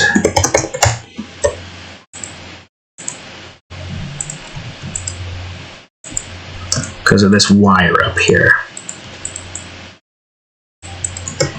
Man, we are getting close to finishing this. I thought we would get close to dinner time before this, but still going to take a while. I didn't say anything about making dinner, so I don't want to just jump the shark yet and make my own. So I'm just playing the waiting game. Just playing a waiting game.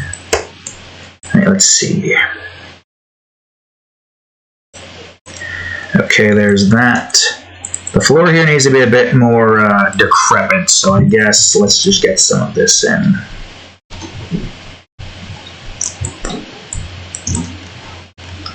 Yeah, we got a metal pipe over here. I feel like there's more here than we need to have. I think I can get more here. Wires. Put the wire on top of there as well. Probably have that here. And you need to be reduced to 3, I think. Or 5. Alright, where is it? Where is it? Ah, here we go. Cables.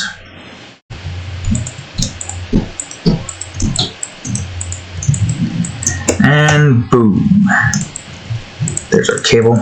Yeah, I don't know how long it's going to take for me to get the phaser drawn. The next part might be short, which is probably going to be fine because we got 2 hours and 30 minutes in. But that means we can take a little bit of extra time and try to get more of this done with. And we got time this time around, so why not? You know, now I'm thinking about it, I feel like the scraps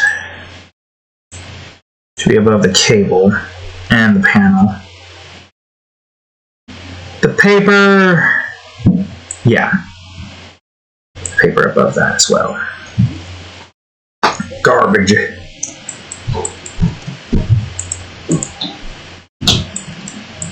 Let's see here.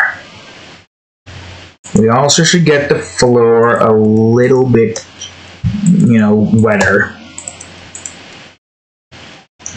So instead of just having this be on there, I'm just going to have this, say, water stain. I should have a few water stains, actually. Also, we still showing? Yeah, we are. I've got to make sure I'm not accidentally pressing a different, what do you call it? Alright, let's get some water in here. Now let's get some moss-like look here.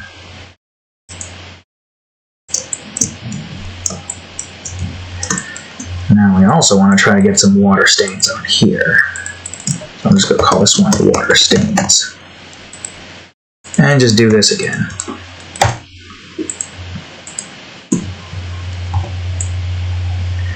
So some water stain here. Probably just have a more brown colored stain now. Technically that's what it would look like more. Is it just a brown stain coming from the ceiling? But less the ceiling and more the pipe that's just connected to the wall, and it's just like causing a lot of stains to occur here. Even more stains this time around. Now, aside from that, I should also get a bunch of dust. What kind of dust color do I want to use? This one? Well, let's find out, shall we?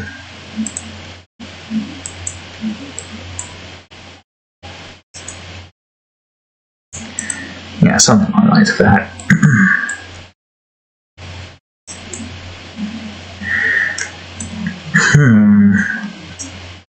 Although, I might have a better idea on how I want to go about doing the scope instead of having to redraw it. You'll see what I mean in a minute. Well, not in a minute. Because I still gotta draw the phaser.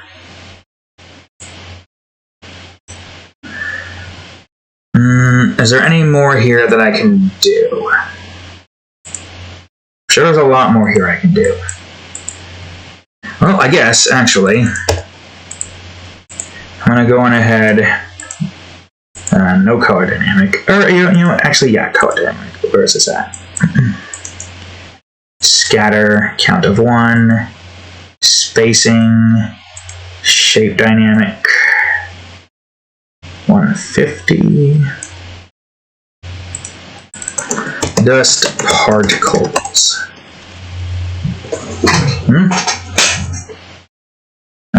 hell that was, but it was some insect. Yeah, dust particles. What do it look like overlaid? Yeah, I guess overlay works. Now we can have some at 250. And maybe at 500. I don't even know we can see them that well, but I guess it's fine. Maybe vivid lighting. Oh, what was our normal again? Don't know. Barely tell. You could probably have some at like 70 or something. To get little bits of dust particles in here. Maybe move it to 80 so it's not that noticeable. Okay, so far so good. I'm sure there's more here I can do to the wall, but I'm not sure. Not sure. Well, this is steam here. I should probably try to make this part of the wall look way more like burnt and decrepit or something. I mean, I probably should put some burn on here anyways. Yeah, like so. Even get the stain or the rust here get darker. I'm sure there's more I can do here too.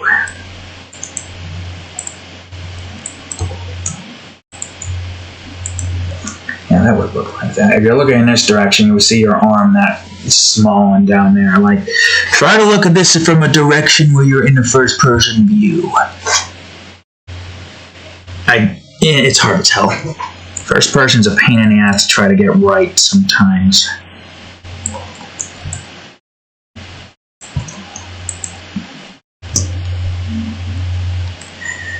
Alright, let's see. Oh yeah, some blood on the floor would probably do good to add more onto the spook factor. Where is the floor? I'll put this down here. I'm literally just stalling for time until I get some inclination that dinner is almost ready, or I have to make my own dinner. Yeah, I'm probably gonna have to make my own dinner regardless, but we'll see. I don't know what they're gonna be making, so right now I'm just going to wait, and then I'm gonna probably make some pizza. Oh wait, right. What am I doing? I need to do this. You need to do this.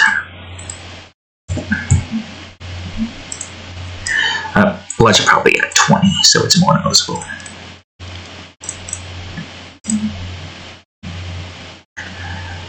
All these blood here. We also should have blood kind of mixed in with the water if we can. Easy enough. All I gotta do is just get the blood drawn there. Alright, let's get some 50 in here so that this is a bit more noticeable. And also, let me see what vivid light looks like here. Okay, how about overlay? Overlay looks like it works better for that, actually. Alright, now I gotta go to the puddle and make blood puddle, which should be easy enough. All I gotta do now is this, and make it look like the blood's meshing in with most of the puddle.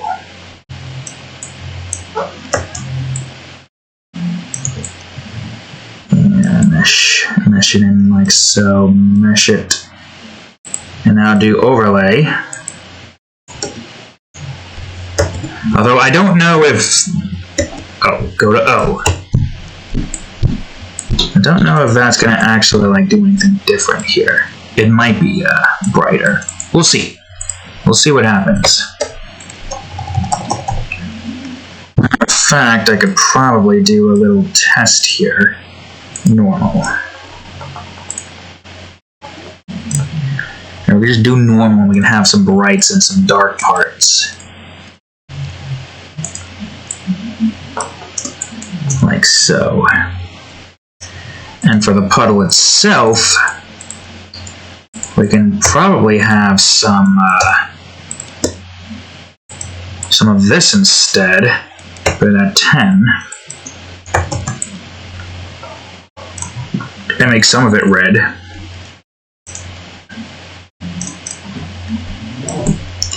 But not all of it, though.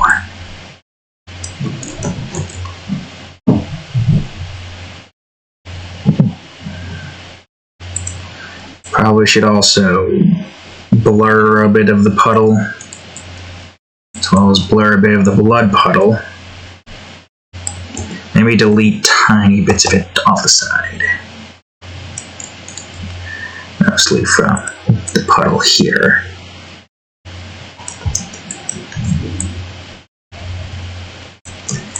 Yeah, it technically makes more sense for it to be slightly deleted. Alright, okay. What more is there that I need to do? I guess let's get the walls a bit more shaded in so it looks like it's actually a part of a different wall. Make the rust here darker and this darker. We could probably have some more rough patchy. That's the wrong one.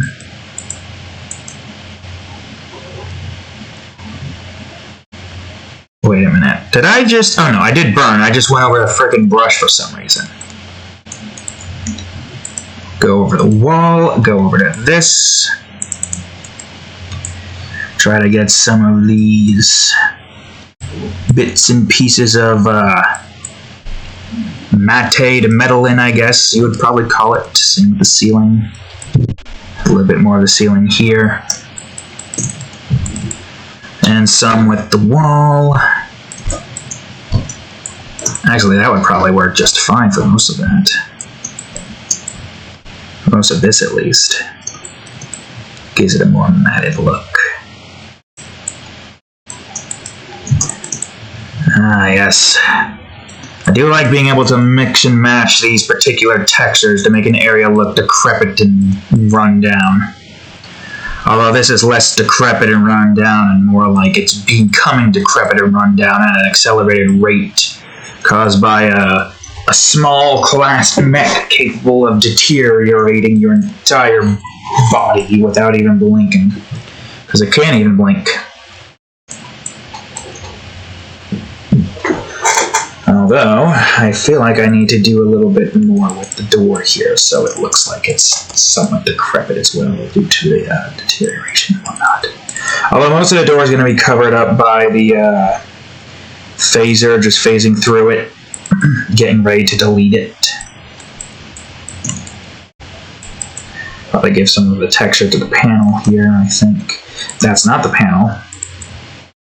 No, this is wall 1/2, of course.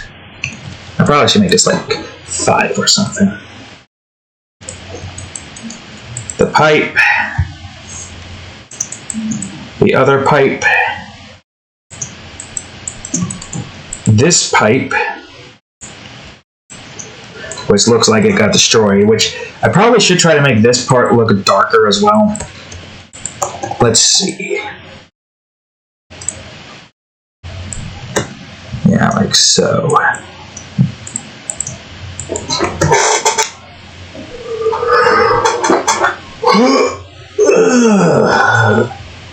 You're stretching too, Cadillac. I should give this a bit more of a better look. Same with the floor here.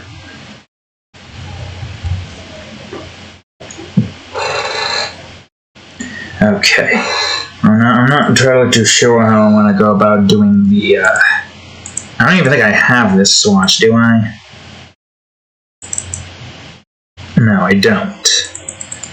At least not for this one, but I don't know why I would have the phaser in general, since that's a very old drawing.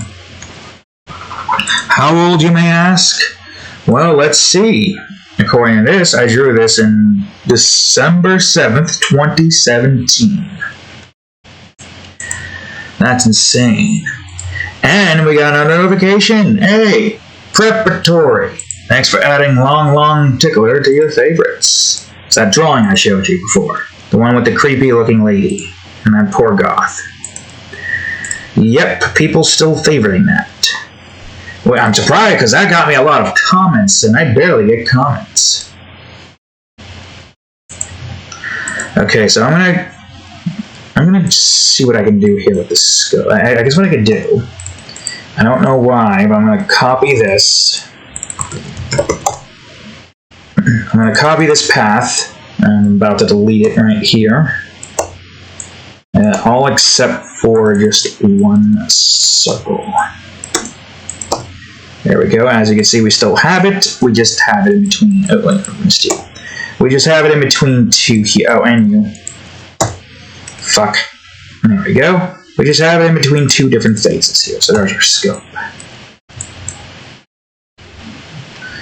So I guess what I'm going to do is just see where this is going to reside. So it's probably going to be here. Well, if it's going to be here, I got to make sure that the Havoc, everything else there isn't in the way. So essentially what I'm going to do is I'm going to duplicate all of this and the phaser once that's made, and combine it into one and have it be placed into here.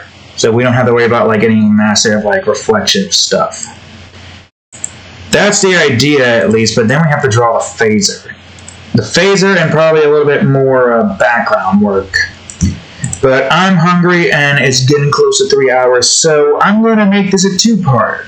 But that's all the time I have for this part. So, thank you all for watching this part of today's episode of Art Time. If you enjoyed it, please leave a like, subscribe for more, check out that there playlist, and of course, previous episode of Art Time right over here, and the most recent episode of...